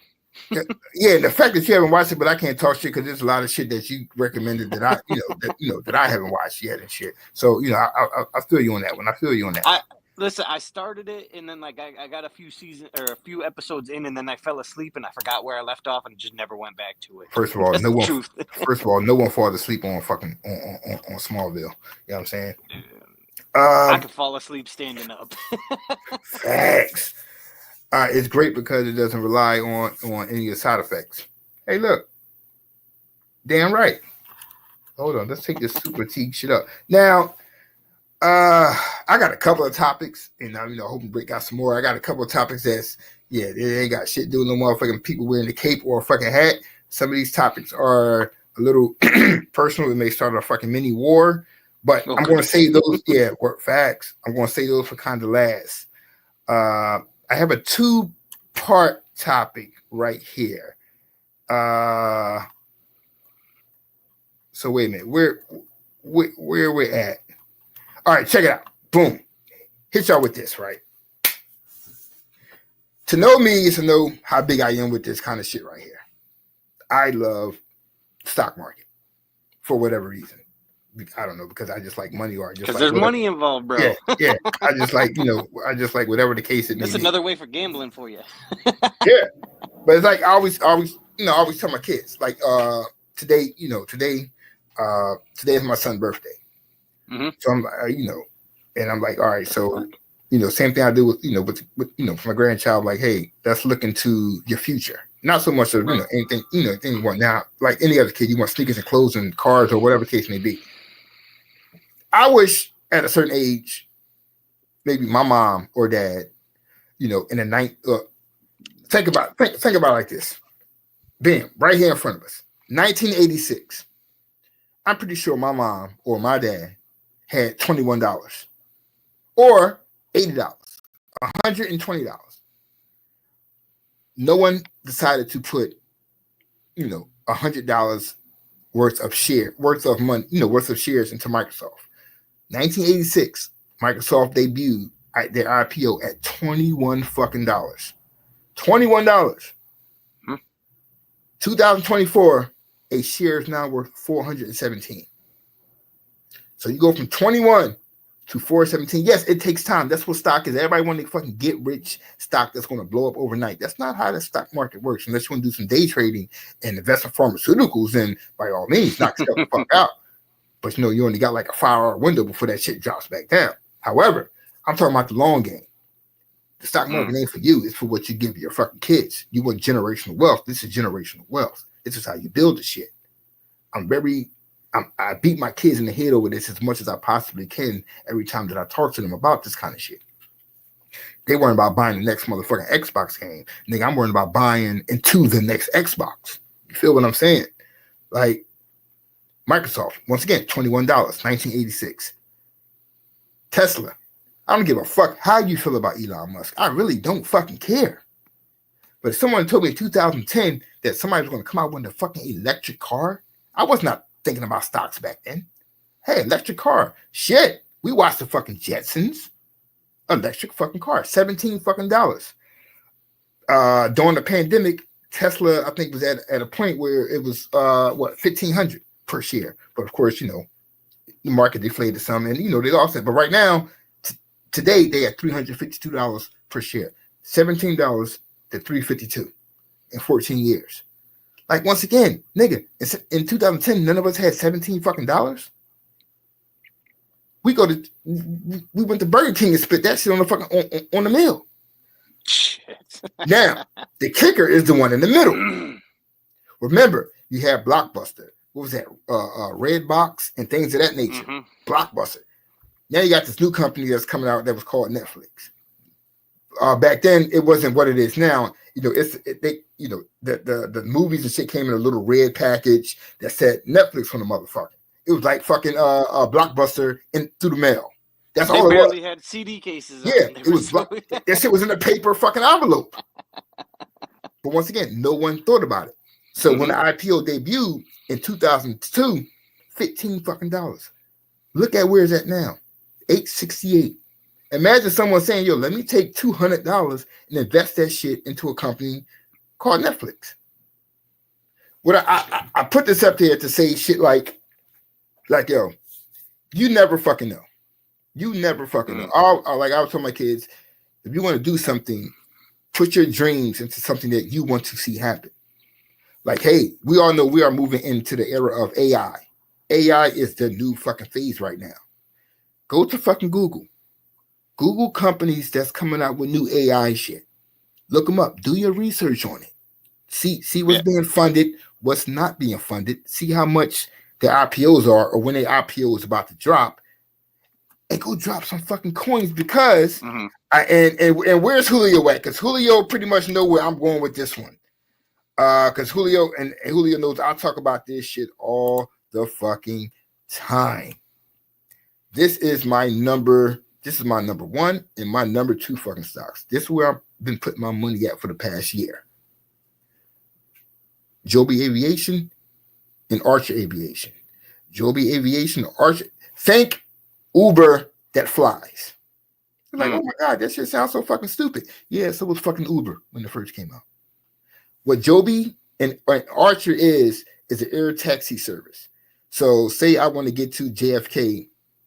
I live in New York. So say I want to get to JFK without the fucking, hour traffic ride. Joby gets me there in 15 minutes in a fucking heliport.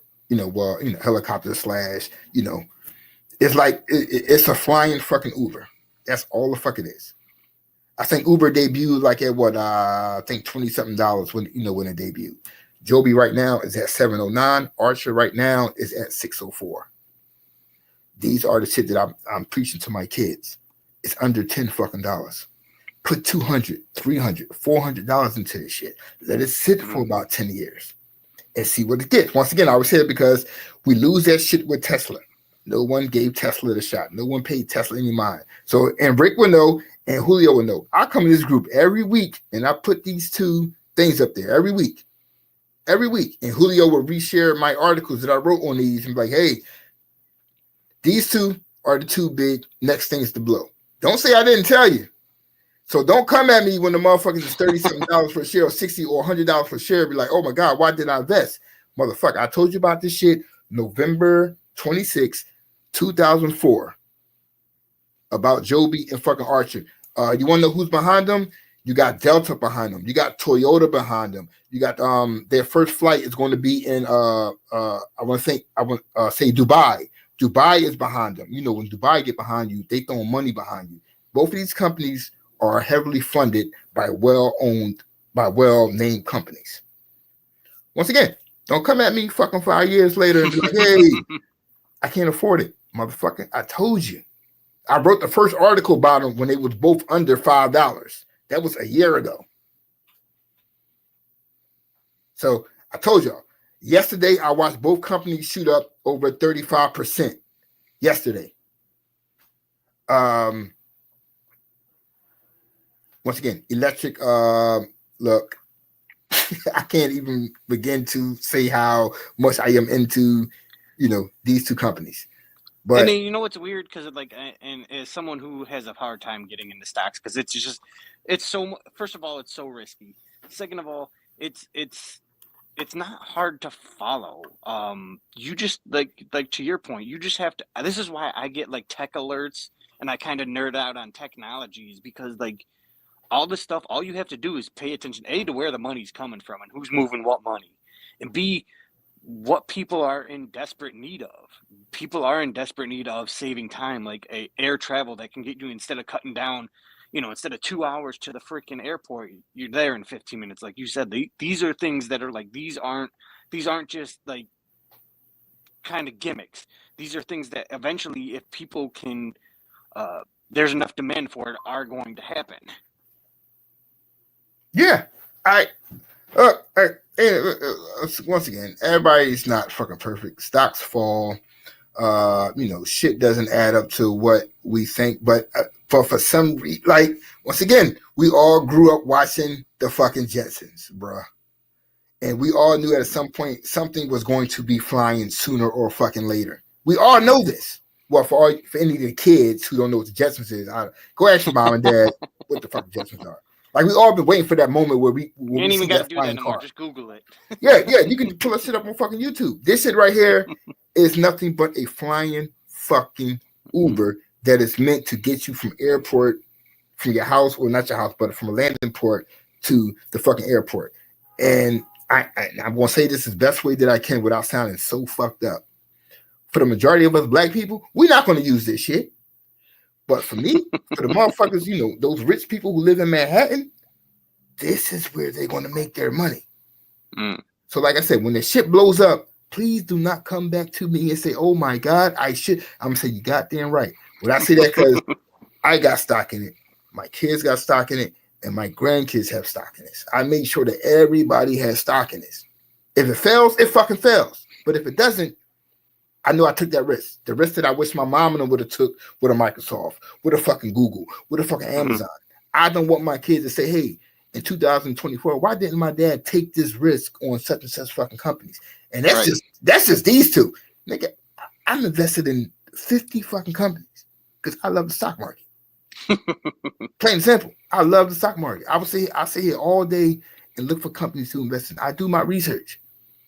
Plain and simple. Warren Buffett never sold a single stock after he bought into the company. It's generation. Thank you. That's all it's about. It's just fucking generation. I get it. Athletes, that's their generational wealth. I'm not athletic. I'm not in NFL. I'm not in the NBA. I don't play hockey. I don't play baseball. I have to do my generational wealth somewhere else. I can't do that shit on FanDuel.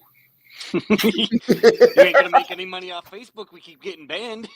So yeah, the next biggest thing for me is the fucking stock market, and these are two that I'm looking at. Maybe next week I'll share two more with y'all, and another two. But my thing is that the electric vehicles and anything AI related are the way to fucking go, because that is where we are headed to right now. Pretty much.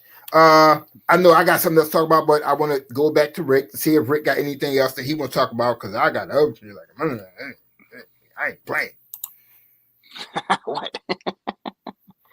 Oh, how's my pronunciation? Look, I can't pronounce Wayne Gretzky. I can pronounce that motherfucker. Yes, sir. This week was wild, man. I gotta say, I don't got much, man. I looked at every one of your topics. I was so freaking locked in here that I didn't even come up with anything of my own, man. This was terrible for me this week. Oh shit! I guess Rick's saying go ahead and keep going then. Yeah, keep going, roll out. Oh no, but I haven't caught up on new movies. I ain't caught up on new shows. I am so far behind, and it's the holidays, so it's only gonna get worse. Oh, don't worry. I got shit that we both talk about. That's why I try to do the topic. So it's something else that we talk about. So before I get into more deeper shit that might piss people off, all right. So, you know what? Fuck it.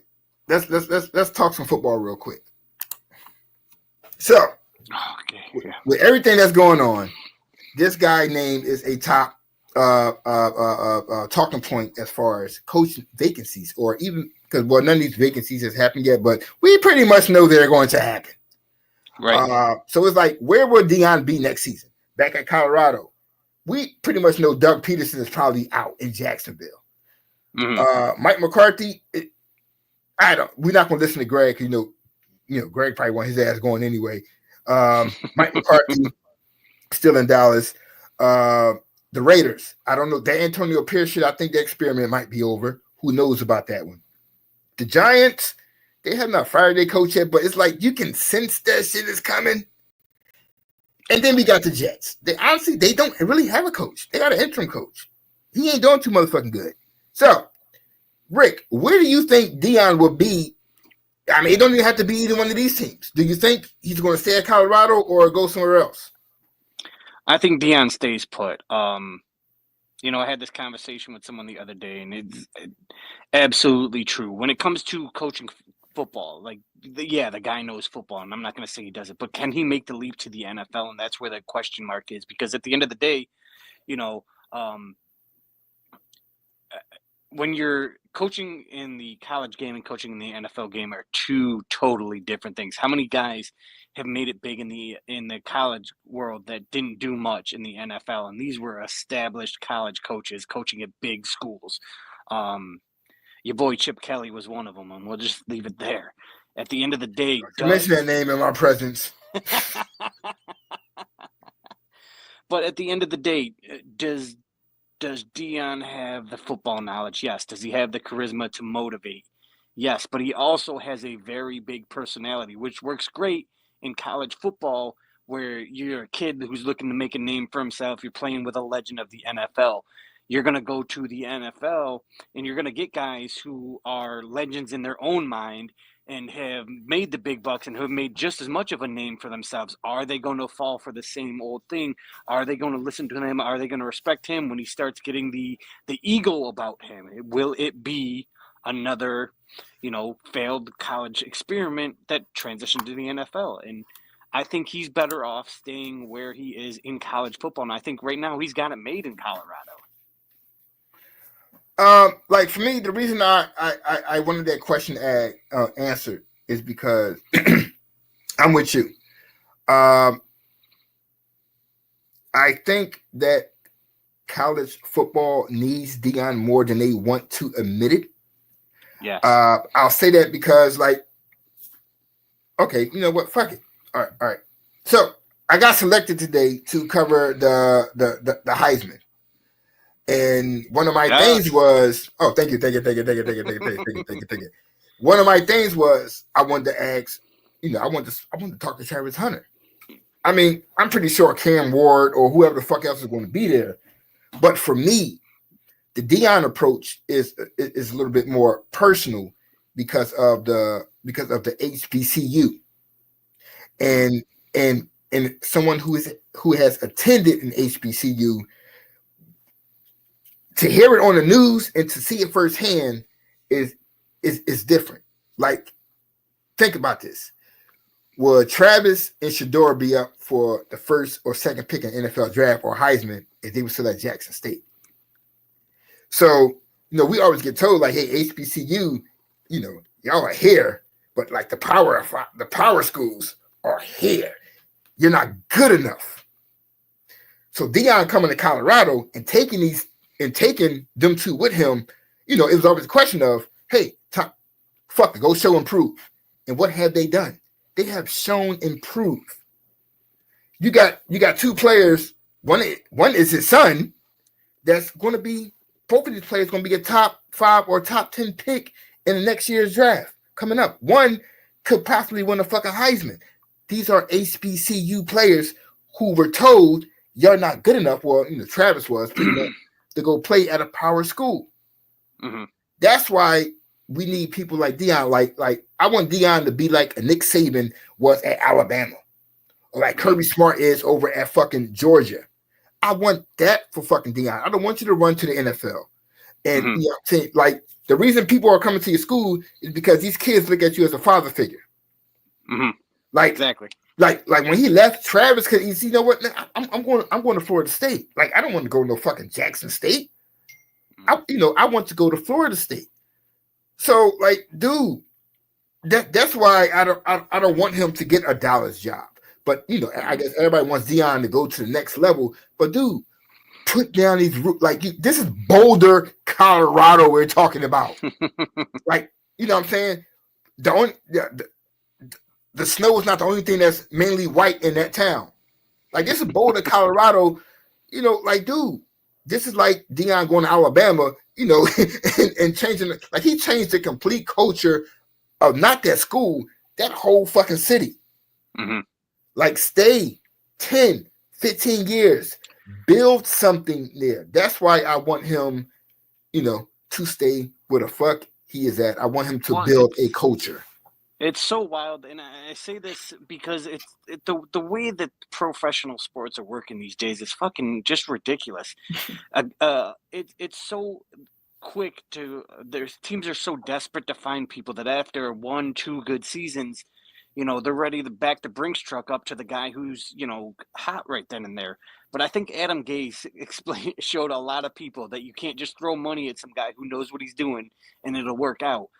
That's another, he's another example, whether it's the NFL guys that are offensive and defensive coordinators to these college guys who have a year or two and they want to make the transition to the NFL. Get 3, 4, 5, 6, 7 years under their belt of consistency. If Deion makes it 5, 6, 7 years of consistency and they back the Brinks truck up, then by all means he would have proved that he can do it and deserves it. But like after a couple good seasons, don't come at me and say, "Oh, he's ready to make that transition," because and I'm not saying he hasn't proved it, but I'm also not saying he's going to guarantee to have success either. I Granted, think we're too quick to move on to the next thing. It's ridiculous. yo, Joe said, "Hey, yo, Boulder ain't that bad." Exactly, Joe. That's what we're saying. Boulder ain't that bad. You're built like, dude. Who would have thought that a black man would have went to Boulder and just changed everything about Boulder? And not even that. Like. I get it. They stunk last week against Kansas. That was a hard fucking hit. This is only dude's second fucking year. He took a team that won one game, won 4 1 year. Now we're up to fucking 8. Like, what? These motherfuckers want him to win a national championship next week. Nah, he's building a fucking winning coach. You know, from Right. 1 win to 4 to now we at 8. You're about to reach a fucking bowl game, and yeah, you did kind of stunk it up, and you could have been in the Big 12 championship. What I'm saying is he's building a winning fucking culture. Mhm. And they want him to go, and to them, he's a failure. I'm like, how's a failure? He's been in 2 years. For the past 2 years, his school has been ranked in the top 25 each year. How are you? Right. How is he fucking failing? Well, that's just it. And I think my biggest thing for these young coaches and for these guys along the way is it's easy to say that they're having success after they've. I want to see what happens when, like, say in the NFL, after an offensive coordinator loses that star player. Can he develop the next star player in the same system? Can he make the guy coming out of high school, or not high school? Can he make the guy coming out of college their next big star? Can he turn around the defense? Can he build a complete team with his guys, not just taking over and making success stories with the few guys that he's brought in? I think there's a lot more on the table there, and I think you prove it a lot more when that is more consistent and a longer lasting success. And you're right. And like Greg just said, like he got a 5-star recruit quarterback coming in. And then we're going to keep it a buck. We're going to keep it really a buck right now. Dude, my man's son, his son, not just his quarterback, his son is about to be a top 10 pick in the NFL.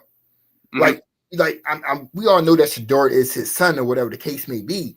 But once again, how the fuck is he failing? Please. If you can look at Travis Right. Kelce and his mom and his dad and say, hey, they did not fail as a fucking parent because look at their sons in the NFL. Why can't we look at Deion the same motherfucking way and say, yo, look at this man with everything that he's been through, his kid. Sure. I mean, he Absolutely. Shador is a little, spoiled, whatever the case may be. He's about to be a top 10 motherfucking pick, a starting quarterback for an NFL team next motherfucking season. And with a kid who has molded his game after him, and Travis Hunter molded his game after fucking Deion.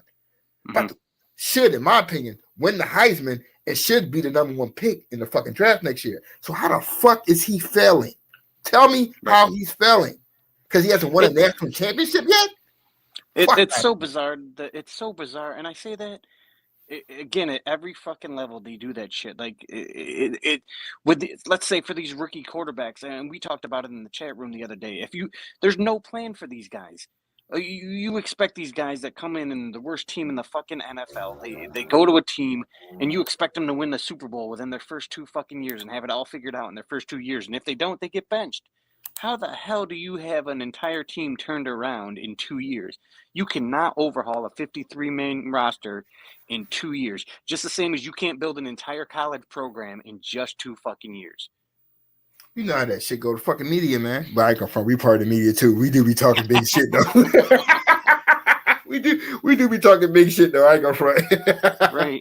Only Mahomes and Stafford has Super Bowl titles in the NFL.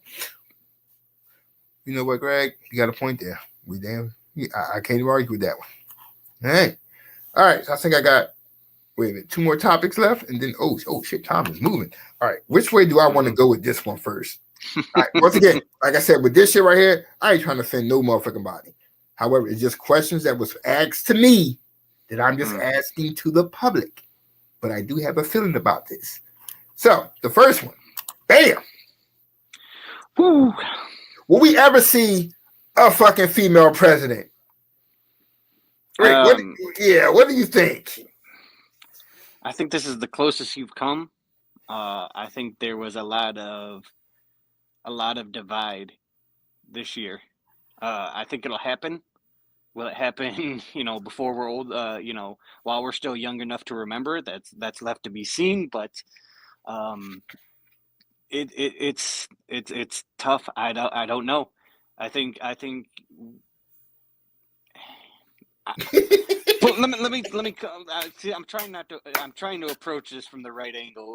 I think personally, I don't give a shit.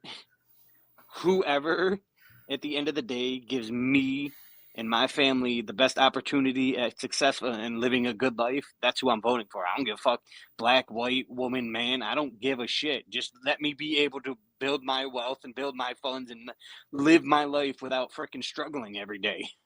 Facts.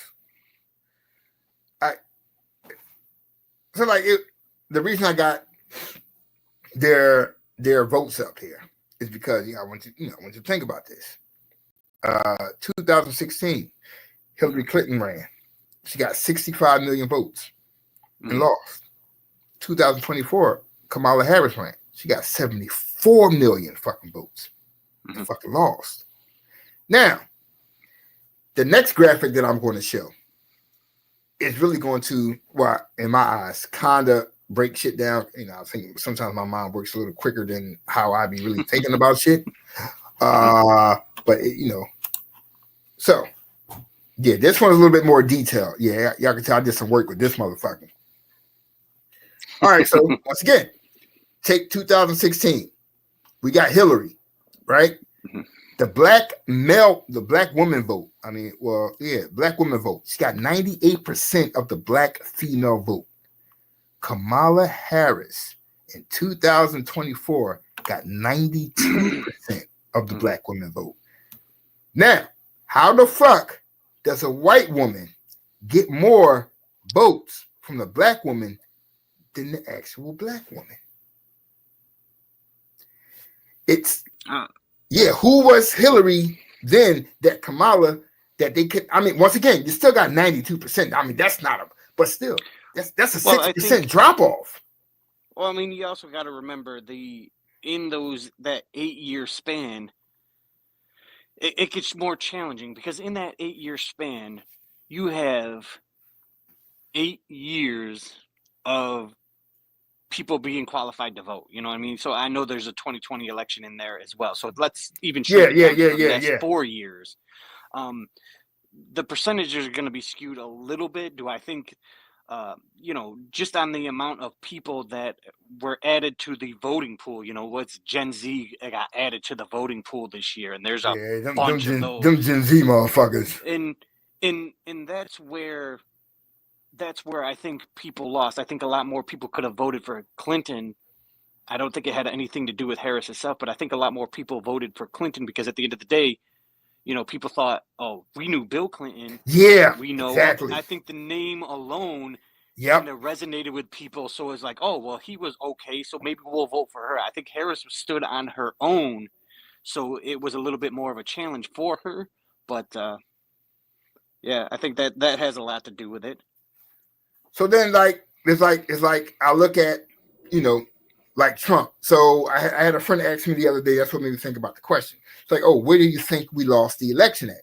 I'm like, it doesn't matter which I could vote Democrat, I could vote Republican. It don't matter who I vote for. I don't never tell anybody which party I'm at. I really don't talk about politics because to me it's so fucked up to begin with. However, this is where I do have my issues with politics. Is that because of my skin color? You're telling me I'm supposed to vote for another person who looks like me? What if I just don't agree with that person's fucking stance? Like, who says that I have to agree with Kamala just because, our skin color is the fucking same? So it makes me, once again, it always goes back to my kids because, they are younger. So it's trying to explain to them as they come into this voting age what to look out for. Now, back in the days, let's take it back to Obama. It was always about the black and brown vote. And what I mean by black and brown, for the people who don't know, is not just the black people. We're talking about, the Hispanics and, people that are just pretty much, a little bit darker than white. So we go with the black and the brown, which, it used to be 2. Now it used to be 1. Now it's 2. Now they split that shit in half somehow. I don't even know what the fuck that's about. Once again, politics. But you needed the black and brown vote to win the fucking election. Look at fucking Trump this year. Hispanic males, 54%. As disrespectful as Trump has been to the black and brown community, these Hispanic males came out and voted for this man. Mm-hmm. Think about that. 54% and to Kamala's 44%. It shows you, honestly, they don't want a woman in office. Mm-hmm. They don't. If we all know how Trump gets come on, he is a disrespectful dude. I mean, he may say some crazy shit, but especially when it comes to the Hispanics, he says whatever the fuck he wants to say. But the fact that 54% of Hispanic men said, I'm going to vote for him, those votes were supposed to go to Kamala. That's what they were banking on. But somehow she lost that. How the fuck did she lose that? Right. That part is baffling the fucking shit out of me. How the fuck, in the black male, she got 77% of the black male vote. How the fuck, black men, did we just give her 77% of the black vote? How the fuck did we give her 77% of the black vote? 21% went to the 21% of black men voted for Trump. How the fuck did we do that? The two demographics that they were supposed to win, Kamala, it went to Trump. I don't know if these motherfuckers out here thinking about the next stimulus check that's coming, and it wasn't even Trump who gave you the stimulus. Keep it a buck, B. It was the government. It wasn't him.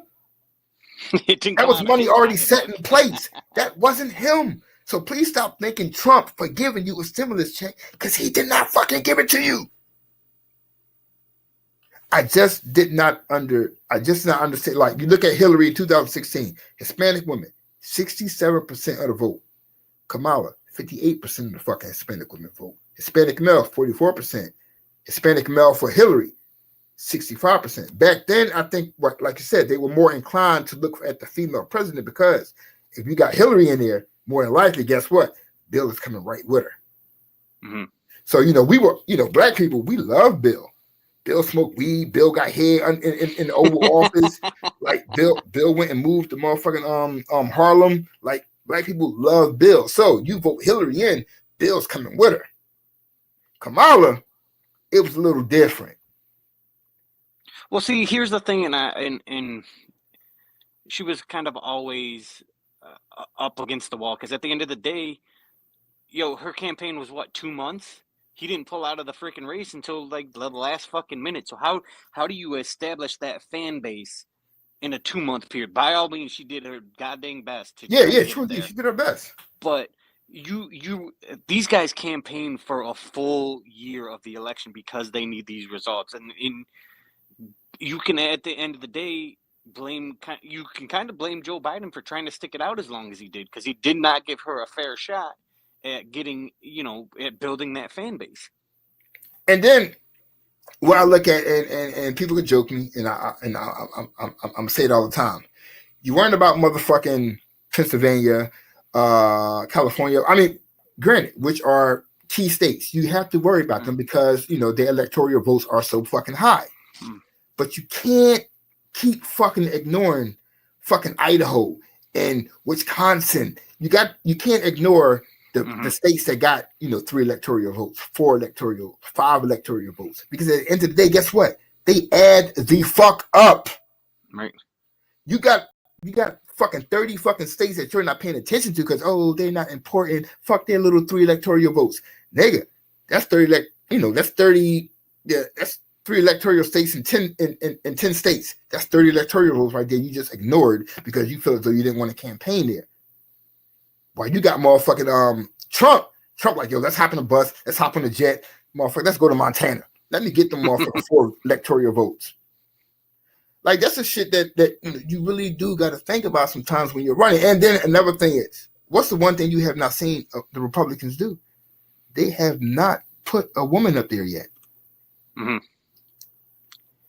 Some of the Democrats, they go for popularity.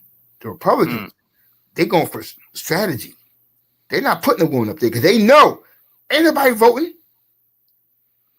But yet, the Democrats, where they going messing up at is they going for the popular vote. They going for the popular vote. You got the black man, now you got the black woman. Like, that's just how it's going to have to be. Eventually, we're going to get one in there.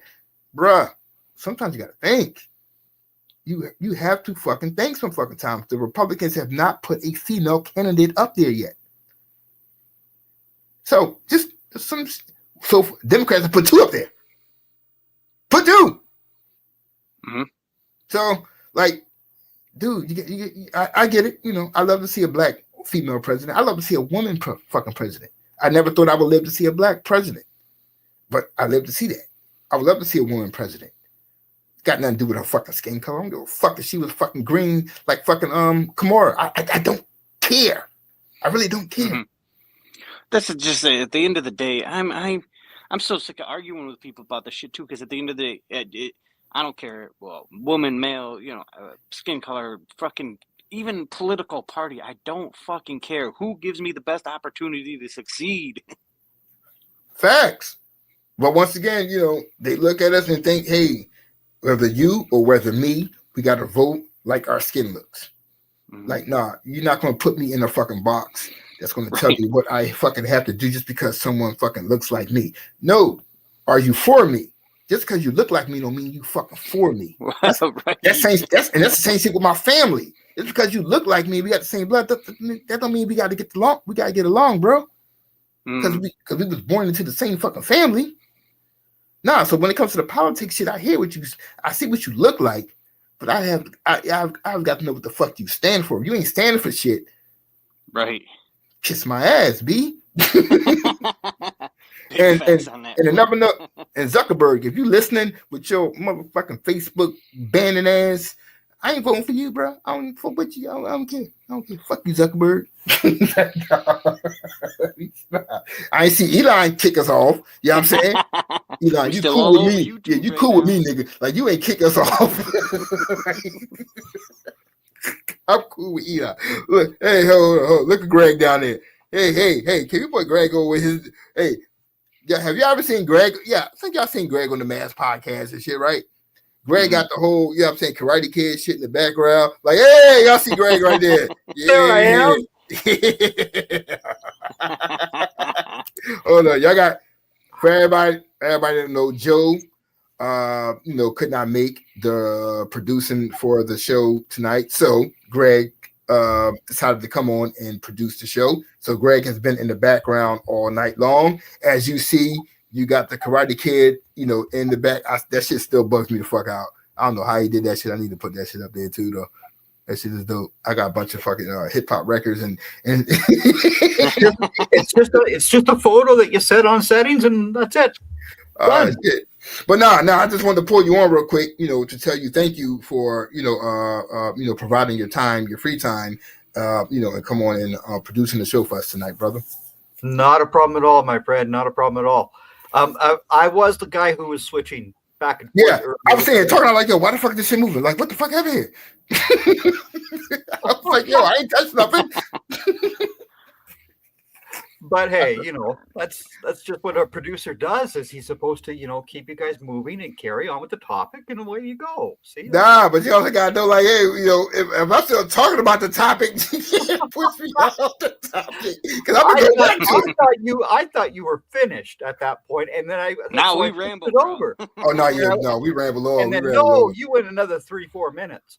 But okay. Yeah, that's how we do. Smash podcast. He was trying to keep us on track. We keep saying we're off track. But no, all good though. You know what I'm saying? It's all good. It's all good. I just wanted the audience to, see who the man behind the Mass podcast is for tonight. See, it's funny. Joe didn't want to come on the show because his commanders are shit in the bed. So he was like, fuck it, I don't want to come on the show for the next 2 weeks because my commanders suck. I am so angry with because you were there at the Moving the Chain show where I vote every week, right? What did I say for this? Commanders. That's it. Bang, bang. What the hell? My Cowboys don't even know how to tank at all. It's just disgusting. He said they'll know how to tank. Yeah, y'all can't even lose on purpose. That's fucked up. No. And now we got the Giants, which is going to move us down a couple more slots for this draft. I'm telling you, it's horrible for me. It's horrible. and really this whole week was horrible for me for my picks, because I took the Bears over the Vikings. They sucked. I took the Rams and the Chargers, and they both let me down. I don't really understand. Like I said earlier, that's the last time I ever support Jim Harbaugh from that school up north, that punk. I can't stomach that man. Damn, bro, that was kind of cold there, bro. What the fuck? Damn. Oh well, John Harbaugh is going to continue to beat up Jim every single time. All right, well, since we got Greg on here, before we even go off the air, we got like a couple minutes left, like a little less than a minute, whatever the case may be. We can start with Greg. Greg, it is Thanksgiving, so tell the people what you're thankful for this year or heading into next year, however you want to do it. For me, I'm thankful for the crowd of people I work with at Team NBS Media, of course. Oh shit! Thank you, brother. Well, but I was gonna put in an exception. Oh shit! Yeah, there you are. See, you know, except for you, and those fly eagle fly comments all the time. No, I don't need to see any of that nonsense. Damn. You know, Rick, your coverage of Syracuse was excellent this year. Yes, sir. Absolutely, thank you. Yes, sir. But getting back into college football. Well, hey, I'm doing the college football forecast with Bill on Friday nights, and then I do the last word Saturday night with Jeff and Brock and all that fun sort of stuff. So college football has been my life for the last little while, and it will continue to be, because I'll do Draft Central as well this year. Excellent. So, well, yeah, I'm and your son. Did you not notice what I said earlier about your fine son? Ain't nothing fine about them, either one of them little motherfuckers. What? Ain't nothing fine about either one of them little. He probably watching right now too. Like, why you bullshitting? Oh man. No. You see, this is what I said earlier about your fine son. Oh, your son is a fine Sagittarius. Congratulations, happy birthday. Well, Junior, if you heard, matter of fact, let me tell you how fucked up Junior is, right? If you are watching, I don't even care. So I asked him this morning, like, yo, what you doing for the day? He said he took off work. I'm like, okay, cool. He said, yeah, I'm going out to eat with some friends about 9 o'clock. All right, cool. Just talked to him about 8 o'clock this morning. The little fucker just texted me. He was like, yo, can I get some money to go out to eat? I'm like, hold on, bro. It's 9 o'clock. You're supposed to be on your way out to go eat. You got money. You waited to the last minute. That's why I ignored it. But if he's watching, he knew that I know that, I ignored it. But at the same time, that's my big, like, stop doing it. You talked to me early in the day, boom, get it then. Don't wait till you're about to walk out the door. Like, he the type that to go to the store and be like, hey, Dad, let me get $200 for these sneakers. Like, all right, hey, Dad, I'm at the store. Like, what? You told to go to the, like, what? So I'm like I didn't see the message. And if you're watching, it's breaking up. Too much static. But no, on another note, Rick, tell everybody what you're thankful for, bro. Oh, I mean, everybody's going to share the usual: friends, family, the happy, the health, the whole thing. I am thankful for you here, for my co-host here, for getting me set up with Team NBS. I'm thankful at NBS. I'm thankful that I got to cover Syracuse and, kind of rekindle that love for football. And I had 2 great games, great experience. We won both games, so they got to invite me back next year. Got to be their good luck charm. I'm thankful for a lot this year, and it's been a rough year, but I'm thankful we made it through it. Let's be honest. I do hate to tell you this, Rick, though, but you guys have to lose on Saturday, just because I can't stomach Deebo Samuel and Clemson playing for the ACC title. I'm sorry, I can't have that, dude. I would love to see it, that upset. There would be nothing greater. Yeah. I don't even have a winning record in my Dolphins this year. That's what I was really looking forward to. So I gotta hang my hopes on SU this year. All right, we got that. Well, let me see. Of course, thankful for my Team NBS family. Though even Greg, his bullshit ass Cowboys. Thankful. Thank you very much. Rick, our history. So thankful like us for the past 9-10 years of rocking together. Thankful for, of course, my punk ass family. My gold digging ass kids. I'm thankful for, working at the airline for, free flights and shit. I can go any fucking where I want to. I love that shit. Hey, Thankful for do not fly over the border right now because it is damn cold here. Oh no, hell no, I'm good. We're at 3 degrees Fahrenheit. Oh, Fahrenheit. What's It's that? lovely up here. 27 Celsius? It's minus 30 whatever Celsius. Yeah. It's close. Yeah. That's what. Oh, wait a minute. I'm also thankful for the great fans of the Mass Podcast. Yes. For in season 2, every week you guys keep signing on. Once again, as we say this every fucking week, as we sit here and ramble on at the end of the show, none of you leave. So I am thankful for that. I'm thankful that you guys are giving us a chance. Please know every week we're trying to improve. I'm sorry, the numbers were not as high. Somehow, once again, Facebook is banning the show. They literally took the show off of Facebook as soon as we went live. So yeah, we weren't even that far in. We were like 2 minutes in, and they straight took it off. Everybody needs to like and subscribe to our YouTube channel. That's the bottom line. Yeah, don't be watching on that Zuckerberg channel. Hey, I like it because all my friends don't do YouTube; they do Facebook, so it's on my timeline. Whatever works, man. Like, you guys can come in and join the chat too. You see we're active in the chats on the side here. You join in. You got opinions? We'll definitely say them live on the air.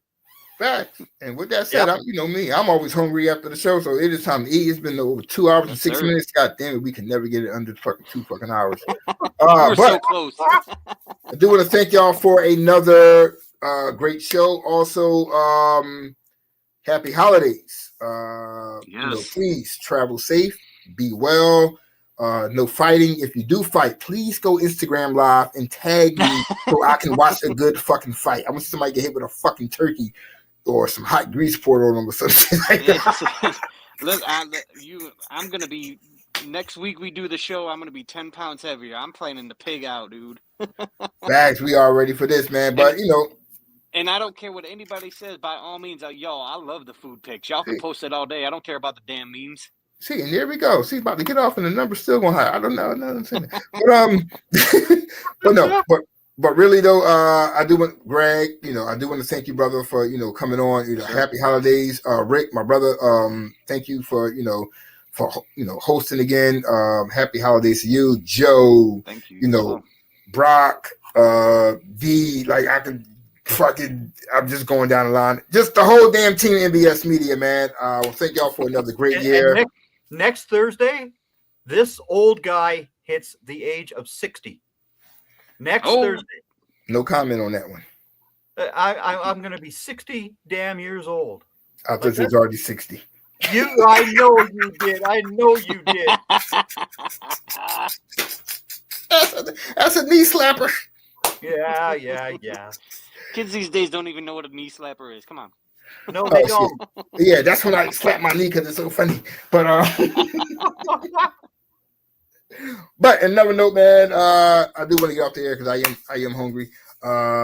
But as always, we see y'all next week, next Tuesday, 15 p.m. Eastern Standard Time. Another episode of the Mass Podcast. Until then. Once again, happy Thanksgiving, man. Fly Eagles fly, baby. That's it.